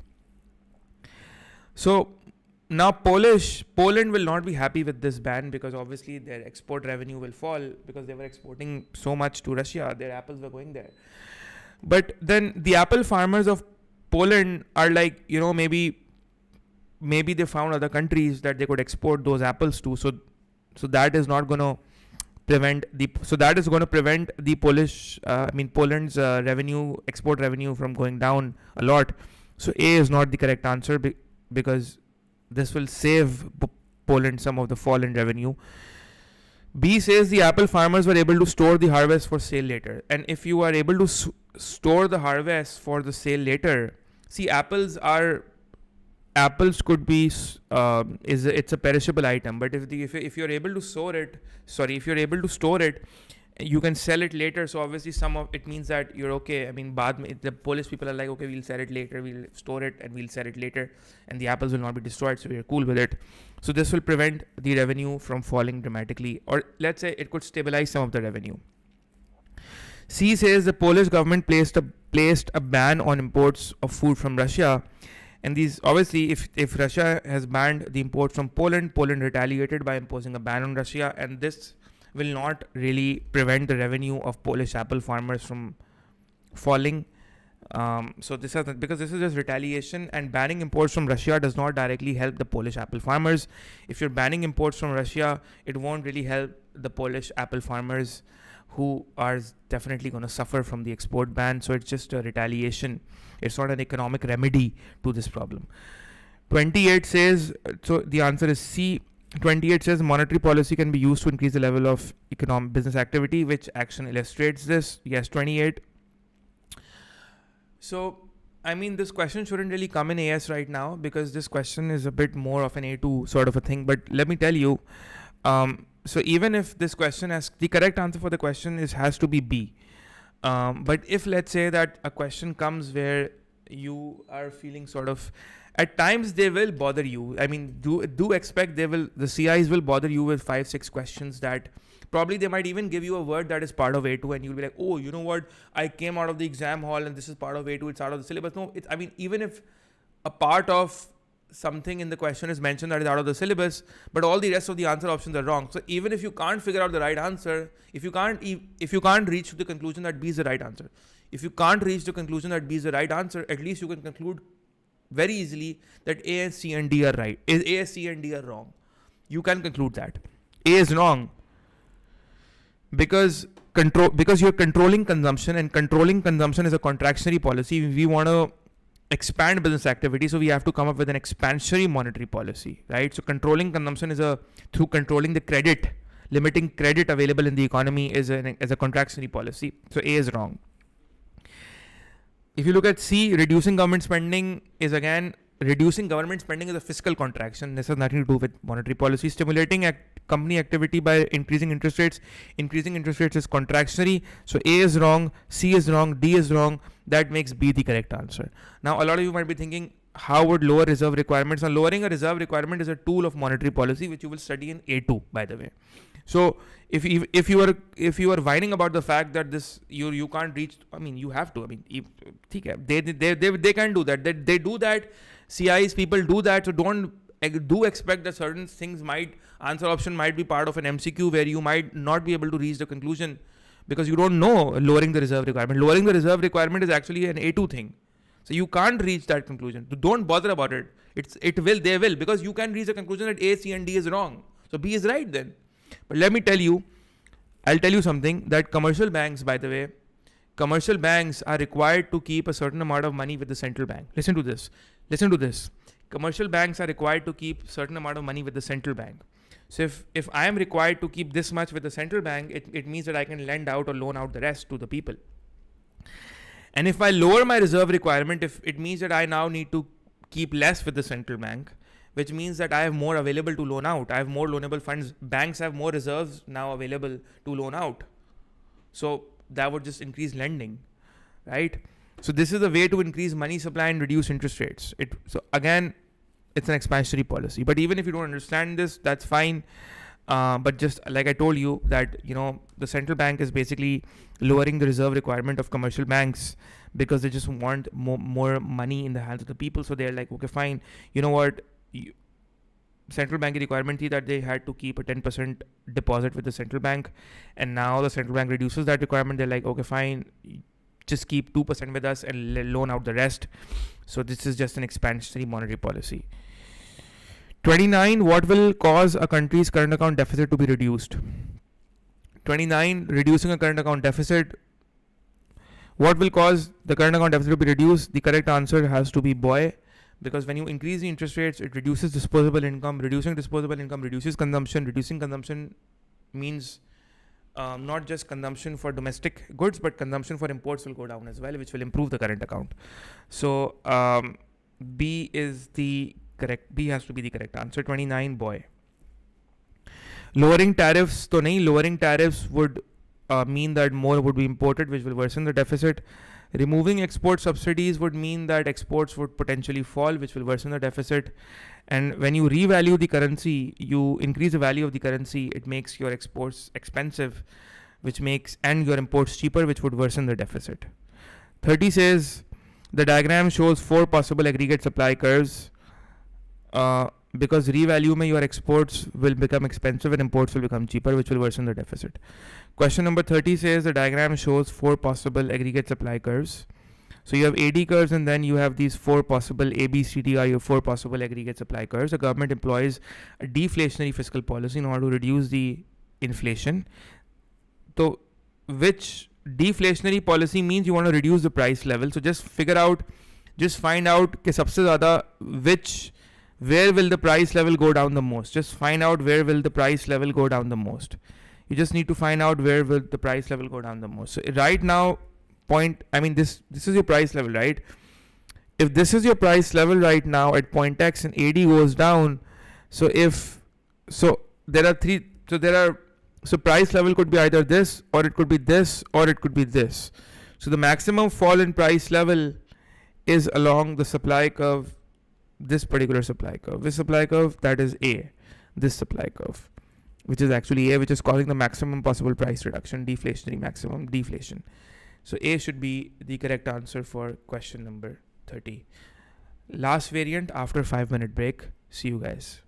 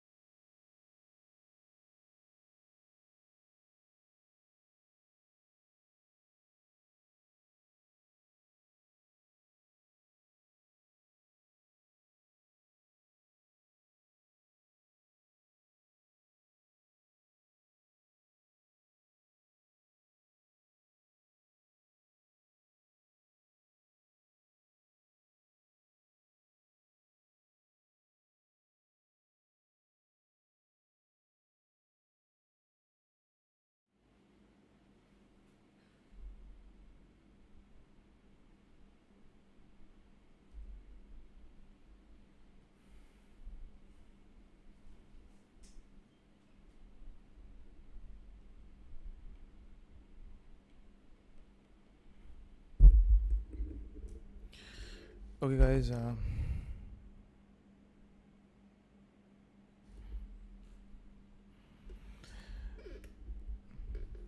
Okay. Question number 1. What distinguishes the long run from the very long run? Its answer would be boy.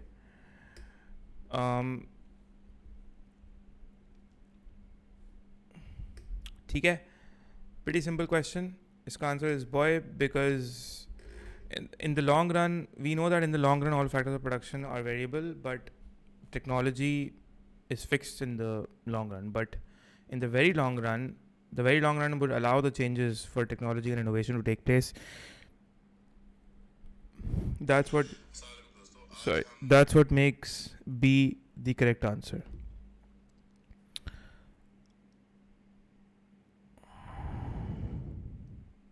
Okay. Question number 2 says, what is likely to happen if a firm decides to increase automation and division of labor? So the answer to question number 2 would be A, because if a firm decides to increase automation, what is least likely to happen? Now, so if a firm decides to automate itself, then the cost per unit should go down. Cost per unit is your average cost. It should go down, not go up. So this is the least likely to happen. All the other things will actually happen. Okay, so question number 2 is A. Moving on to question number 3. Question number 3, guys, is a question that a lot of people screwed up in the exam, and I want you to focus on question number 3 and tell me that what should be the correct answer for question 3 and why.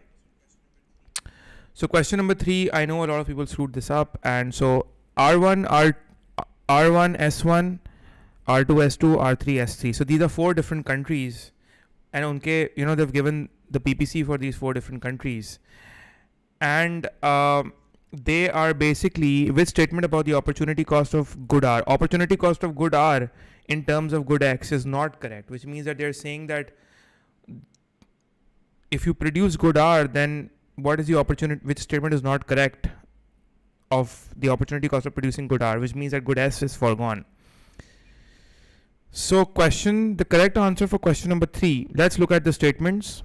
It says it is greater at all points on R4 than R3. Okay? It is greater in all points on R4 than R3. This is actually the correct answer. But let's see why is B, C and D not correct. B कह रहा है it is greater in country 3 than country 2. The opportunity cost of producing good R is greater in country 3 than country 2, which is not true, because the opportunity cost of producing good R in country 3, that is R3,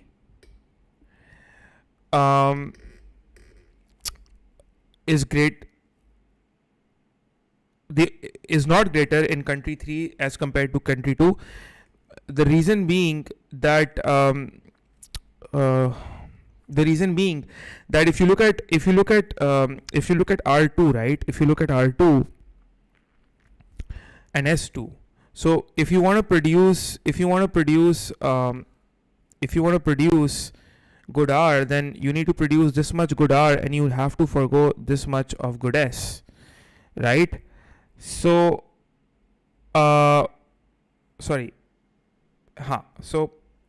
okay, and by the way, I want you to focus. And then if you look at R3 S3, if you basically produce now good R, which means that in country R would only be able to produce this much more good R. Country R3, this country R3 would be able to produce only this much of good R, but in order to produce only slightly more good R, it has to forgo so much more good S, right? Which actually means that it is greater in country 3 than country 2. This statement is correct, actually, my bad.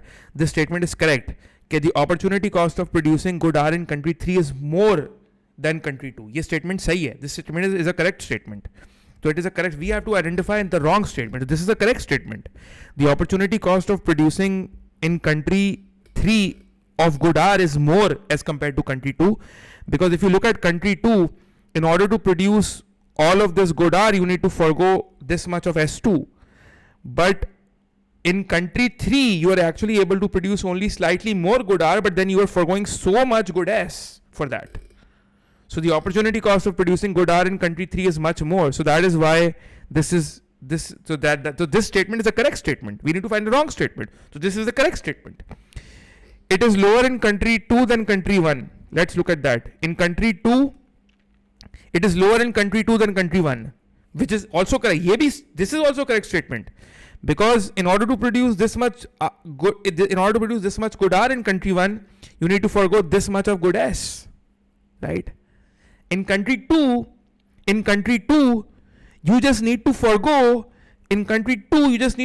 slightly more good S, because you need to forego this much good S, so you need to forego slightly more good S for this much more, but in return you're getting so much more good R. So yes, the opportunity cost of producing good R in country 2 is less as compared to country 1. This statement is a correct statement. This is a correct statement. Hence this ये भी आपका answer option नहीं होगा, because this statement correct है. This is a correct statement. It is lower in country 2 than country 1. It is the same at each point on R3. It is the same at, so it is this is also incorrect.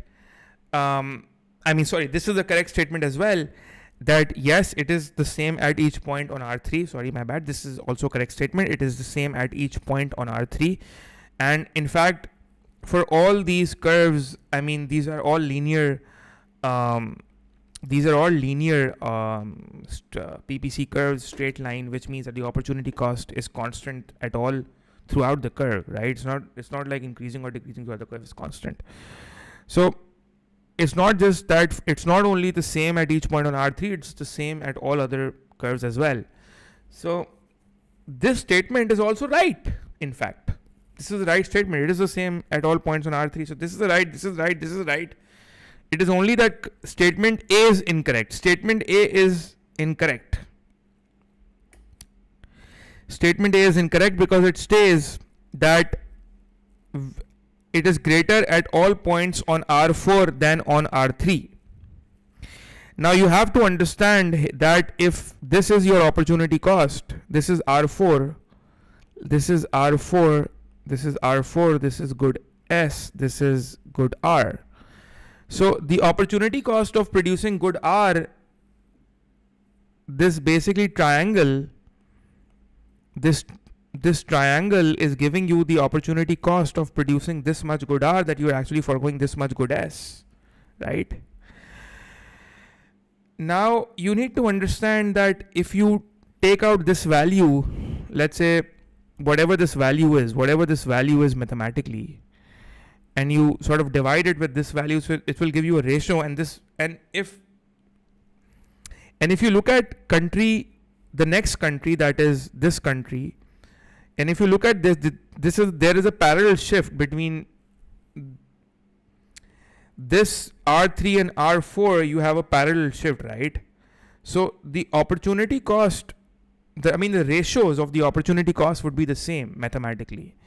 So whatever opportunity cost country 3 faces, this was country 3, whatever opportunity cost country 3 faces for producing this much good R, whatever opportunity cost country 3 faces for producing this much good R, which would be foregoing this much good S, country 4 will face the same opportunity cost, because it is a parallel shift.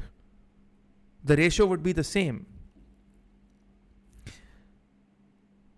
Technically ये जो पूरा है ना, technically this is a gradient, because you're producing, this is change in Y over change in X.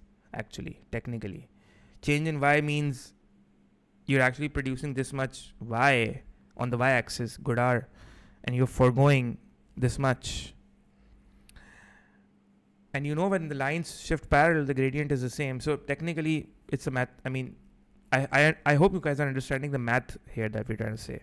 But even if you forget the math, just remember that when you have a parallel shift, the opportunity cost ratios would be the same. I mean, whatever opportunity cost country R3 faces, country 3 faces for producing good R, which means that country 3 would be like, I'm going to produce this much good R by foregoing this much good S.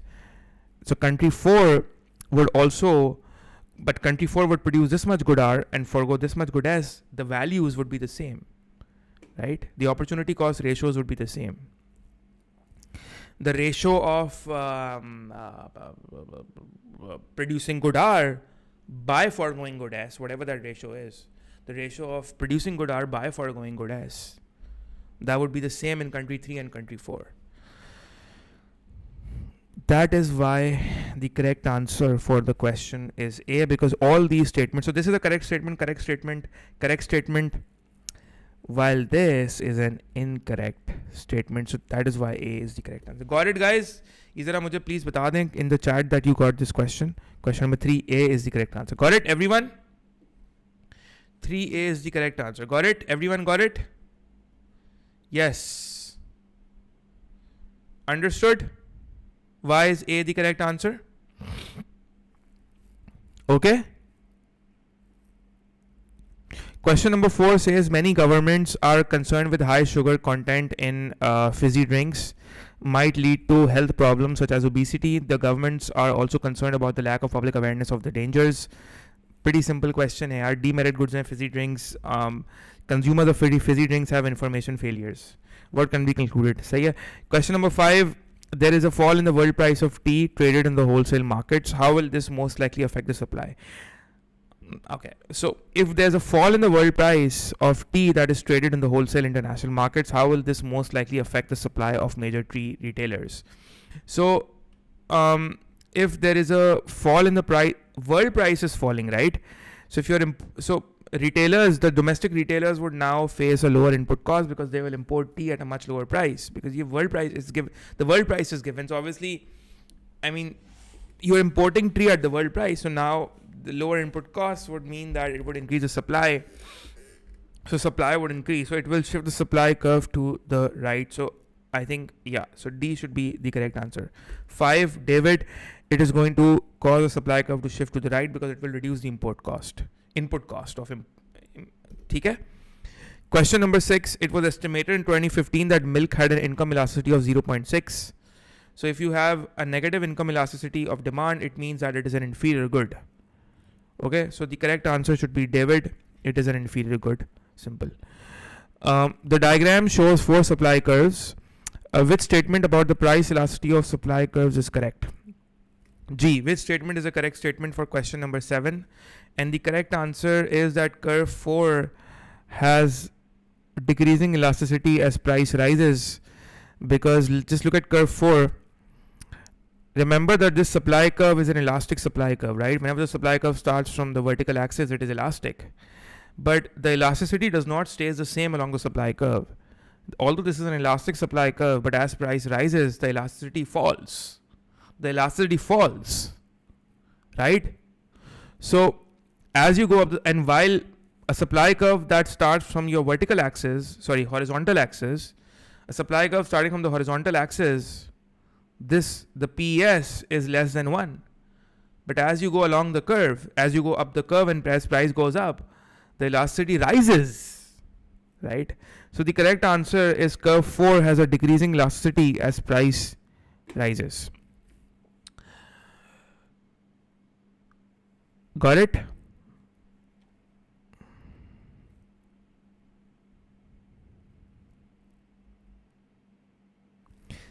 Okay? This curve has an elasticity greater than 1. But as you go up the supply curve and as price rises, your elasticity falls. And I have a good video on this on my YouTube channel regarding elasticity of supply along the supply curves.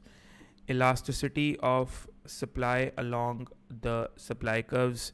You guys can check out that video. It will help you. Question number 8. The data shows both short-term, long-term changes in the quantities of a product that is supplied to a market in response to the rise in price. So the price is going up. You have a price from P1 and P2, 20 and 25. So quantity supplied at when the price is 20, the quantity supplied is 400. So the quantity supplied, when the price goes to 25, two things are happening. First is your short-term adjustment. So the quantity supplied in the short-term adjustment is 440, while for the long-term adjustment it is 560. So what are the short-term and long-term price changes for short-term? You just need to, this is very easy, guys. PS का formula डालेंगे, short-term changes में क्या करेंगे? See, look at the short-term changes. What is the percentage change in price? तो आप निकाल लोगे इससे. Short-term changes क्या है? When the price is 20, it's 400. Short-term changes क्या होंगे? 400 से 440. Take out the difference, 40 upon 400 times 100. Long-term changes क्या होंगे? From 400 to 560. And it's done. Right? So you understood what you need to do? The percentage change in price is very simple. 25 minus 20 times 100. As far as the percentage change in short term is concerned, short term it's 440 minus 400 upon 400 times 100, and in the long term it's 560 minus 400 upon 400 times 100. That's it. That's all you need to do. So आपके पास ये value आ जाएगी, and then you can calculate the PES. So pretty simple. क्या आ रहा है? What's the answer for question number 8, guys? क्या आ रहा है? What's the answer for question number 8? What's the correct answer? Short term, how much is the elasticity coming along? Can you guys calculate that for me? Short term, what's the elasticity? Simran says A. Yes, Simran, A is the correct answer. In the short term, the elasticity should come to 0.4. In the long term, it is coming to 1.6. A is the correct answer. Got it? Question number 9 says, this is a question that has messed up the brains of a lot of people. In the diagram, D1 is a demand curve for an agricultural commodity. S1 is an initial supply curve. A good harvest causes the supply to shift to S2. How much will demand have to shift to leave the farmer's income unchanged? पहले question अच्छी से पढ़ ले, फिर मैं समझाता हूँ उसको. पढ़ ले इसको एक दफ़ा. Academic work is asking 2018 tomorrow. Yes, 2018 tomorrow. So how much is the farm incomes right now? So the income for the farmers would be price times quantity, that is 10,000. So 5 is the price, 2,000 is the quantity. So you're earning $10,000 right now, and the supply has gone up, and we want still you should be earning 10,000. Now obviously if the 10,000 की value जो है वो हमारे पास, the value for 10,000 is only going to come by multiplying the price. 5,000 into 2,000 is only 10,000.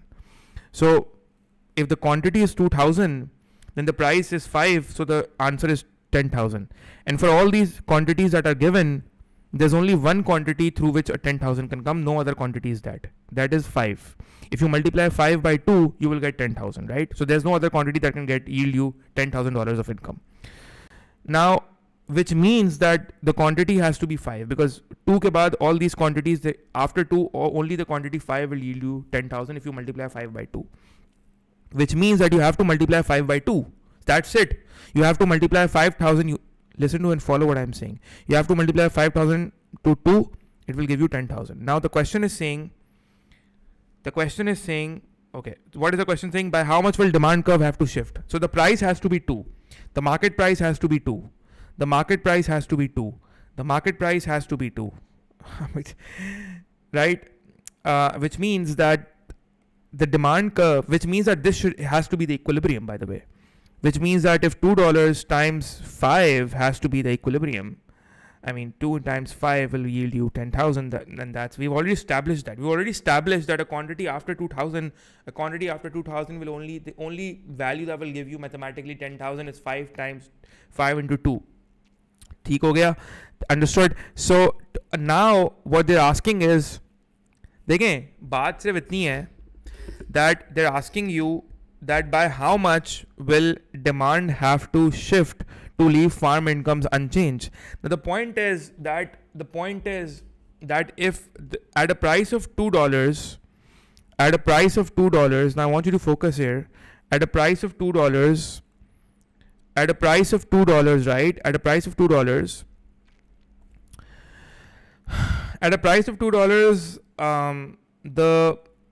farmers are willing to produce 5,000 tons of whatever this is, rice or wheat, but the demand is 4,000. So farmers cannot. So if farmers produce 5,000, how much will be purchased?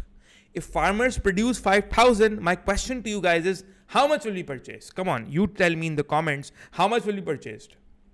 If farmers produce 1,000, how much will be purchased? What's the point of producing 5,000 when only 4,000 will be purchased, right? The 4,000 will be purchased. So the incomes would be 8,000 then in that case. So we don't want that, right? We want 10,000 to be the income. So for that, what we need to do is that consumers are only willing to purchase 4,000. Consumers are only willing to purchase 4,000 units at a price of 2, which means that demand has to go up by 1,000. So we need to shift the demand curve outwards to by 1,000 to make sure that the equilibrium settles at this point where the farmers' incomes are $10,000. So this is the correct answer. So 4 minus 5, that's you have to increase the demand by 1,000 tons.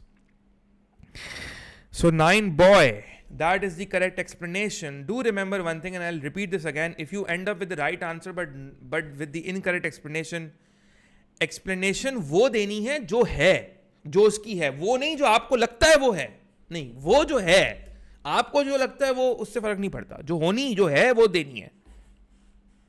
Got it? 9, boy, 1,000 tons. Question number 10, a market is in unstable disequilibrium when it does not return. A market is in an unstable disequilibrium when it does not return to its equilibrium point from a disequilibrium position. The diagram shows a market with 2 equilibrium points. Now the question is, this is again a simple question. At which price the equilibrium is unstable? So kaun si price pe, at which price is the equilibrium unstable? Yes guys, what's the answer? Question number 10. What is an unstable disequilibrium? D is an unstable disequilibrium because at point D you have a surplus, and if you have a surplus in the market, in order to eliminate the surplus, your price needs to go down. And if you reduce the price after a surplus here, you aren't reaching an equilibrium. You're going to reach an equilibrium at this point when the price goes up. So it is only at point D when you have an unstable disequilibrium, which means that you will always remain in a disequilibrium. You will never come back to the equilibrium. But if you look at the other answer option, look at answer option A. At A, you have a surplus and you can reduce it. Market will automatically eliminate it by reducing prices. You will reach equilibrium. If you look at B, B mein you have a shortage. And how is the shortage eliminated? Shortage is eliminated by an upward pressure on price. You will automatically reach at this point. Same goes for C. Got it? So the correct answer is David. Question number 11 says, in which situation will it be necessary to use an alternative to price mechanism to allocate goods between consumers? Question 11, alternative to price mechanism. The correct answer should be boy. The government sets a price ceiling below the equilibrium price. Okay. So if the government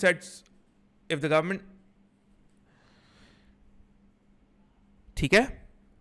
In which situation will it be necessary to use an alternative to price mechanism to allocate resources? Because if you have a price ceiling, right, which means that you have a maximum price, it is going to create a shortage, and the shortage has to be then so this shortage will be so the price mechanism automatically should eliminate the shortage, but then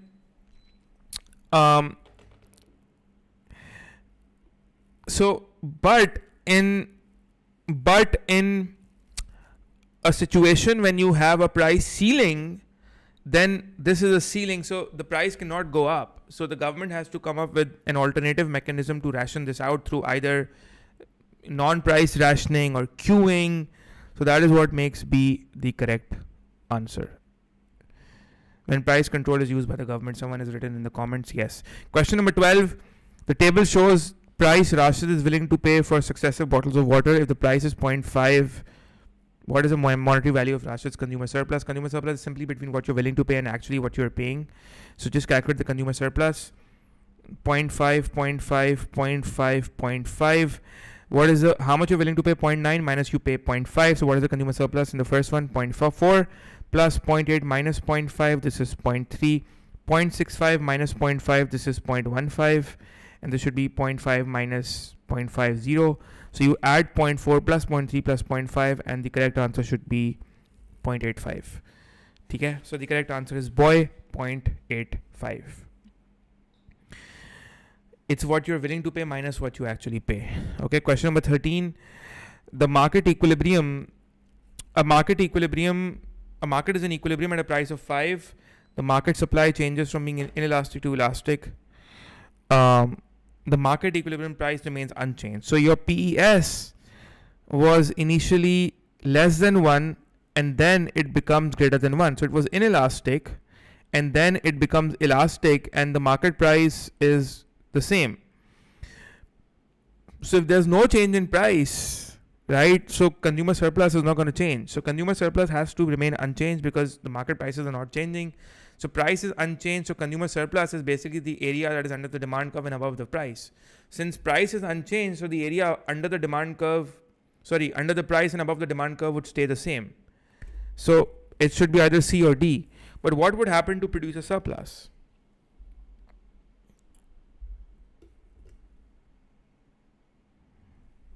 What would happen to producer surplus? Yes, guys, for this question, guys, come on. What would happen to producer surplus for this particular question? What do you think is going to happen to producer surplus? G. बताएं क्या होगा? What should be the answer, students? क्या लिखेंगे हम? Amy says C. Producer surplus should fall. And that is correct. Producer surplus should fall. That is absolutely correct. Because the simple reason is that when your supply is inelastic, you will have a high producer surplus, but when your supply is inelastic, you will have a low producer surplus. And I remember, doing something like this with you guys, with my students, and I'll just, sort of show it to you. I mean, this is an image that has been extracted from my own classes. If you guys can see, if you guys remember that, do you remember this image that we discussed?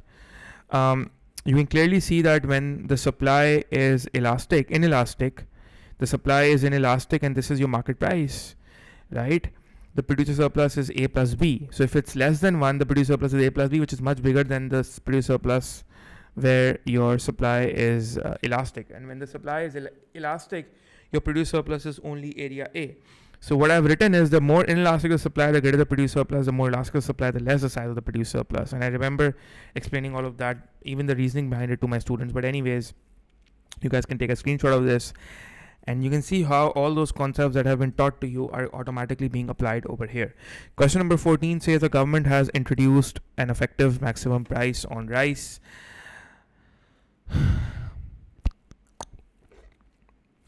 What combination of changes must cause an existing shortage of rice to increase the most? Okay, this is again an interesting question. So the government is what the government does is that the government has introduced a maximum price, right? So you're actually introducing a maximum price. So this is your maximum price. So the existing shortage, right? So a maximum price is obviously below your equilibrium. So the question is saying that, when will the shortage rise? So if this is your price, then obviously this is your shortage, right? This is your shortage. Now, what combination of events would make that happen? So for the both events have to be true. So the correct answer is boy, a fall in maximum price and a more elastic supply. And let's look why. So let's say if this is P1 max, and you have a shortage of, let's say, I don't know, maybe 100 and 200. So you have a shortage of 100 units, right? So you have a shortage of 100 units right now. And let's say that, your the price goes down, right? If the price goes down and, your supply sort of, this supply that you have right now, so if the price would go down, right, so the shortage would definitely go up because, you have a higher demand curve. I mean, people would demand more and producers would supply less, so your shortage would go up. But the point is, यहाँ पे in both A and so it can't be C, right? So it has to be A or B. So in part A it says a less price and elastic supply. So if the supply has to become more elastic, and the reason why we are saying supply has to become more elastic is because when supply becomes more elastic, let's say supply becomes more elastic, right? Supply becomes more elastic now. So if supply becomes more elastic, let's say, okay, so let's not shift this curve. But if supply curve becomes more elastic, what will happen is that your producers would be very sensitive to the fact that they would immediately reduce production. And what happens is that when the supply becomes elastic, the price goes down. So if production was supposed to go by this much, it goes by this much, which means that demand is going up, but production is going by a massive amount. So the shortage will worsen in this case.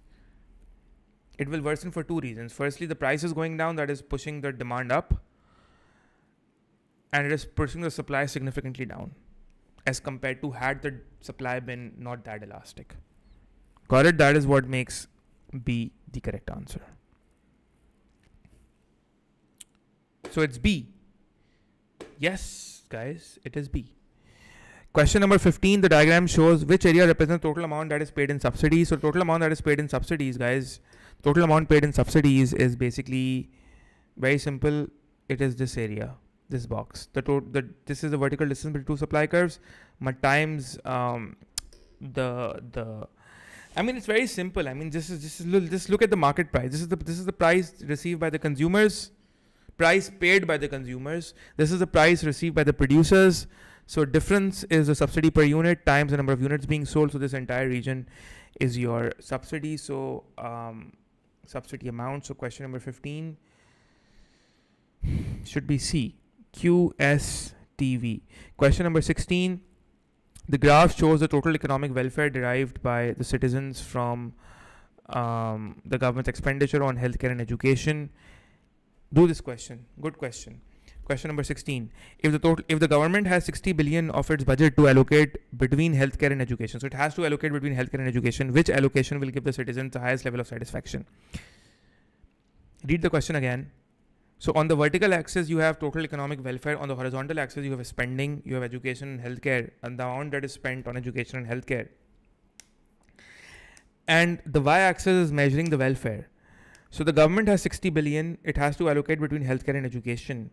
So what they're saying is that what allocation will give the citizens the highest economic welfare, and I'll tell you how to do this. Basically, you need to understand. You see, up till 20 billion, the expenditure that is done up till 20 billion is almost the same.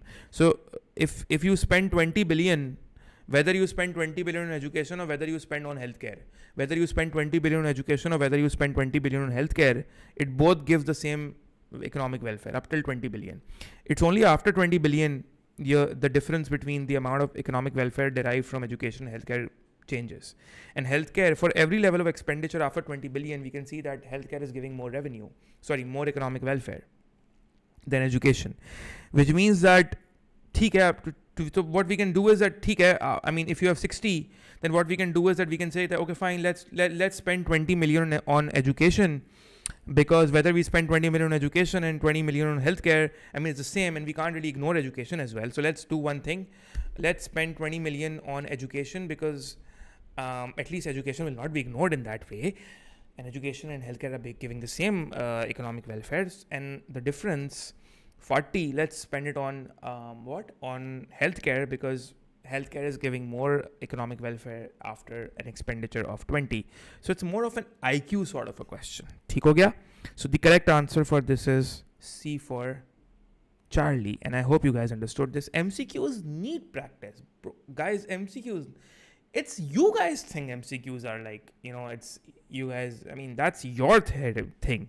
You guys are thinking that, MCQs are pretty easy, but sometimes 4 or 5 MCQs are challenging in every paper. So you need practice. so that the confidence level goes up. Question number 17 says the table shows the demand and supply schedules of the table shows the demand and supply schedules for a good before and after the imposition of a tax. So you have the prices given. Now the quantity demanded is the same. So so for every level of price, which means that demand is perfectly inelastic. Okay. Now if demand is perfectly inelastic, the initial equilibrium, you can find that out. 340. This is demand, this is supply. The initial equilibrium price is 16, right? So it's 16, and if the demand is inelastic, the entire tax revenue, the entire tax expense, the entire tax burden has to fall on the producer, which means that the tax per unit and the price change has to be the same. So it's only in option B that the tax and the price change is the same, because obviously the entire tax per unit will fall on the consumer, right? So, I mean, the shift in supply to the left means that, you know, the price goes up, and this vertical distance between the two supply curves is representing the amount of tax per unit, and that is exactly how much. I mean, if the tax is 3, then 16 plus 3 is 19. So at a price of $19, you can see that at a price of $19, the quantity demanded is 340, and the quantity supplied after tax is 340 as well. So this is your new equilibrium, which means that the entire tax is just, you know, shifted to the consumer, because obviously it will, because the demand is inelastic. Got it? So the answer to question number 17 is B for boy.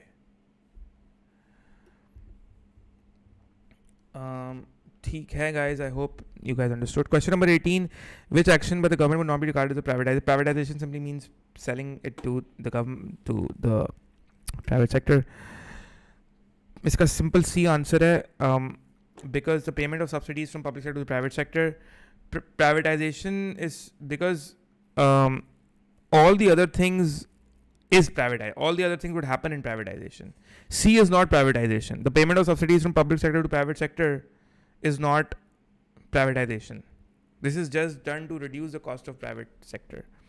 But contracting out provision of public sector services to the private sector, this is privatization. The deregulation or would automatically is just a deregulation of public sector industries to allow the entry of private sector firms is also you're opening market to private firms, and the sale of shares in a public corporation to the private sector, this is simply privatization. It's a classic privatization example. Okay. 19, the diagram shows changes in AD and AS, and you know, what combination of events would cause this. AD is going up, SRAS is going down. So AD is going up, SRAS is going down. So AD is going up, SRAS is going down. So the correct answer,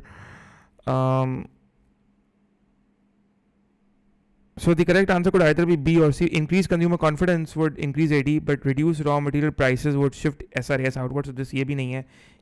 Higher interest rates से cost of borrowing बढ़ जाएगी, so C and I will go down. So this is not the answer as well. Less business confidence will obviously, this is not the answer. So the only thing we are left with is D. And let's understand why. Lower exchange rate would make your exports cheaper and imports expensive, which will boost net exports. So AD will go up. So that is why AD is shifting outwards. Net outward migration will shift your short-run aggregate supply to the left. Although net outward migration also has an impact on LRAS, but we could give the logic of shifting the SRAS, maybe because when workers, it could result in labor shortages and supply bottlenecks. So that is why SRAS could shift outwards in the short run, but in the long run, LRAS will shift to the left. It could result into, okay, so that could be one of the possible reasons for SRAS shifting to the left. All right. Question number 20, what would likely to decrease inflation? And yes, what would decrease inflation in the economy? What could decrease inflation? Yes, question number 20. What could potentially decrease inflation? Yes, guys, C. That is correct. Faizan Amy says C. That is absolutely correct. And increase in labor productivity. Increasing labor productivity would because higher productivity would lower the unit cost, reduce cost push inflation. Okay? Yes. Question number 21. What is the weighted average price change illustrated by the table below? Again, an easy question. Percentage of income spent on the product. These are your weights, right? So it's saying 10% being spent on the product, 15% being spent, 25% being spent, all the way up till 100%. So these are your weights, right? I mean, so we need to calculate the weighted price change, right? So the price change is 8%, 6%. So we need to calculate the weighted price change. So we know this is 10%. So what we need to do is that we just need to multiply 8 times 10%, which is 0.1. That is 0.8 हो जाएगा, right? 0.1 times 8 is 0.8. So this is 0.8. This should be 0.15 times 6, that is 0.9. 0.25 times 4, that is 1. And 0.5 times minus 9 is minus 0.4.5. Now you need to understand कि ठीक है, I mean, and so if you sum this up, the answer should be how much? The answer should be minus 1.8. So the correct answer is A for alpha, minus 1.8. I mean, आप देख लेना. I mean, and weighted price average makes sense because it just reflects the true picture. Because if you look at product P has the highest increase in prices, but no one gives a damn about product P because no one spends on product P. Only 10% is being spent on product P. So I mean, we can't really include 8% in our, it's just overshooting. And if you take 8%, it wouldn't really reflect cost of living and be like, oh, you know what, if we take 8% and we're like, oh my God, I mean, the cost of living is rising. But why is the cost of living rises? Because we took 8%. But no one really cares. I mean, no one spends on product P. So the cost of living probably is not really rising as it is being shown by the figure. So we need to calculate the weighted price changes, right? 22 says the diagram shows Greece trade position with your EU and Russia in 2005 and 2014. What happened to Greece's trade balance? The Greek trade balance with the European Union, imports from EU and exports to EU ले लेते हैं. Imports have actually I mean, the trade balance is actually worsened. So it's a increase in deficit, I guess. 22, sorry, my bad. 22, the imports, if you can see that, okay, so the imports throughout have been more than exports, no? So the imports have been throughout more than exports. So the Greeks' balance with EU has always been in a deficit. It's just that the deficit has gone down because we can see that, in the closer years, post years 2013, 14, 12, the deficit has shrunk because the difference has gone down. The distance between, these two lines, I mean, the import line and the export line to the EU has actually gone down. We can see that, shuru ke saalon mein, this distance was a lot, which was representing a deficit. But now the deficit has sort of gone down in these years. So, ठीक है? Okay, so the deficit with the EU has reduced. So, a reduced deficit C में ही आ रहा है, but balance with Russia भी आप देख लें. The deficit has gone up. The deficit has gone up with Russia because the exports to Russia have been zero throughout. They have been zero throughout. But you can see that the imports to Russia have gone up.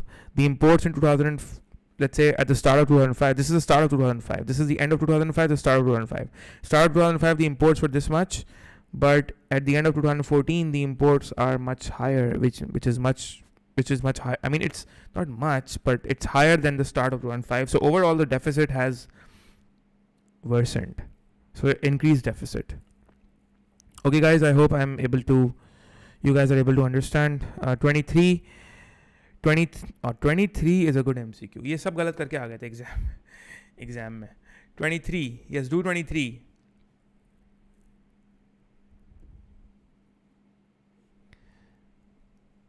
Yes, guys, 23. What's the answer?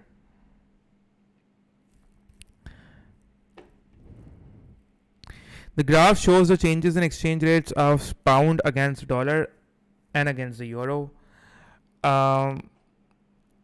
The exchange rate of sterling against the euro is shown by an inverted scale. And I want you to focus on this inverted scale thing. Which statement about the period from year 1 to year 3 is correct? Yes. So, I mean, we can clearly see that firstly, this is per pound, right? So, pound was initially $1.65 and then it went down to how much? It went down to 1.45, let's say, assuming. So, there's clearly a depreciation in pound. So pound is depreciating against the dollar. So the pound is depreciating against the dollar. Now a lot of you would do, what you guys would do is that you will be like, okay, fine, this line is going up. So I mean, there's this, I mean, you can clearly see an increase, right? So you'll be like, oh, you know what? It's appreciating against the euro, which is not true. Okay, so most of the people would have marked David as the correct answer, but that is wrong, because this is an inverted scale. Inverted scale means that, okay, so normally vertical axis mein, this is how your values are going, right? So it's from the origin, the values are increasing all the way up. But if it's an inverted scale, the values are increasing in the downward direction. So you can see that 0.55 ऊपर है and नीचे 0.7 है. सही है? So inverted scale का ये मतलब होता है. That's what an inverted scale is, right? So a lot of you people, I mean, almost everyone did this wrong in the exam. So that is why this is the third time I'm repeating in the whole this MCQ class today, that looking and focusing on the vertical axis is very important. What is the vertical axis saying? So the value of the pound against the euro was initially 0.7. Okay, it was 0.7 euro, and then the pound, right? The pound against the euro is actually let's say close to 0.64 euros, right? So pound is depreciating against the euro. Again, the pound is depreciating against the euro, and euro is appreciating. Okay?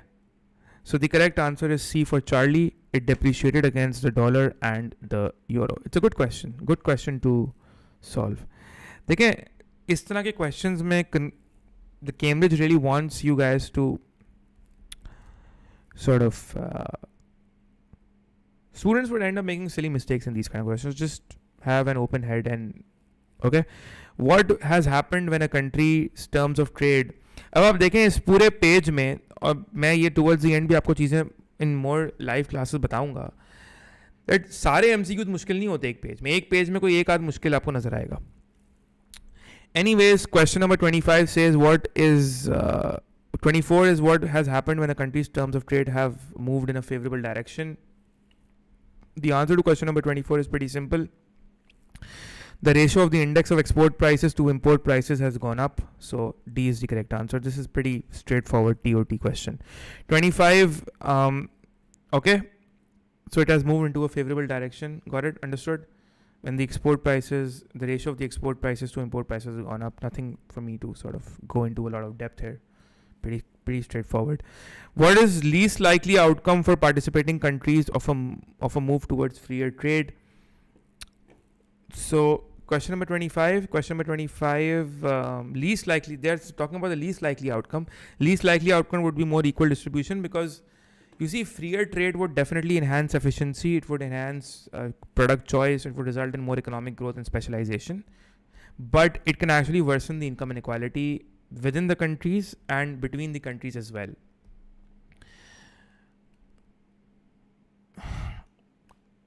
Right? So, while freer trade is very important and good for economic growth and there's more choice and efficiency and specialization, it could harm, it could worsen income inequality, it could harm income inequality. Some countries may get richer, while poor countries might get poorer, right? So, yes, 25 should be boy. Question number 26, the diagram shows the imposition of a tariff. What is the change in producer's income? Producer ki income at $10 is initially the producer is producing 20 units at $10, but when the world price goes up after the tariff, the producer is producing 30. So the correct answer should be 10 times 20 minus 14 times 30. This should be the correct answer. What is the change in domestic producers' revenue or domestic producers' income? The correct answer should be, just do the math here. 26 ka, what is the answer? Correct answer should be D for David. D for David, I guess. It rose by 26 का the correct answer is it rose by 280. Got it? यही आ रहा है सबका 26 David.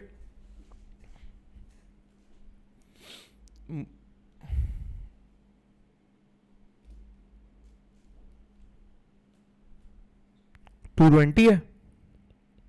It rose by 220 आ रहा है सबका. ये 280 है 220 है. What's the answer? Let me calculate. 20 times 100 minus 14 times 30 minus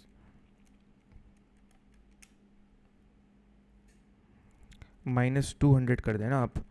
14 times 30 minus 200 would give you 220. Sorry, my bad.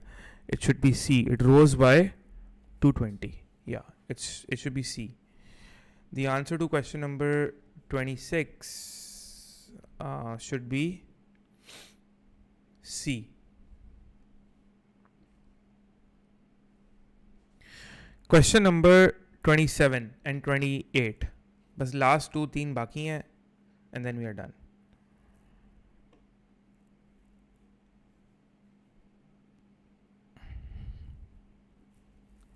Okay, so 26 is C. 27, what is a disadvantage when the quota replaces tariff to reduce imports? The correct answer should be boy. It is less effective at raising revenue. Yes, quota is less effective at raising revenue. बाकी सारे तो गलत हैं because I mean it is harder to anticipate. I mean it's not harder to anticipate the impact. The impact could be both for tariff and quota. The impact could be predictable if it is well administered. So this is it is less effective when imports are both impact. I mean, for both, I mean, both would impact necessities and the effect would depend. I mean, it's not that, so the effect would depend upon the elasticity here. So this is also incorrect. It is less effective when imports are necessities. ऐसा नहीं है. This is also incorrect. And it is, it prevents any involvement of market forces. This is also incorrect. So B is the correct answer. Question number 28. Question number 28. Yes, this is a good question. Question number 28.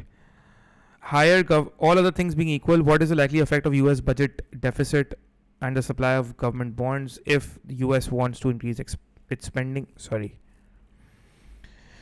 If the US wants to increase its spending, if it wants to increase the government expenditure, it will run into a budget deficit. So the US budget deficit has to go up. So either the answer has to be C or D. The US budget deficit will go up. Now, if US budget deficit will go up, it has to borrow to finance that spending, and the government would borrow by selling bonds, and the government will borrow from the public. That's what it does, and it will borrow money from the public by selling them bonds at interest rates.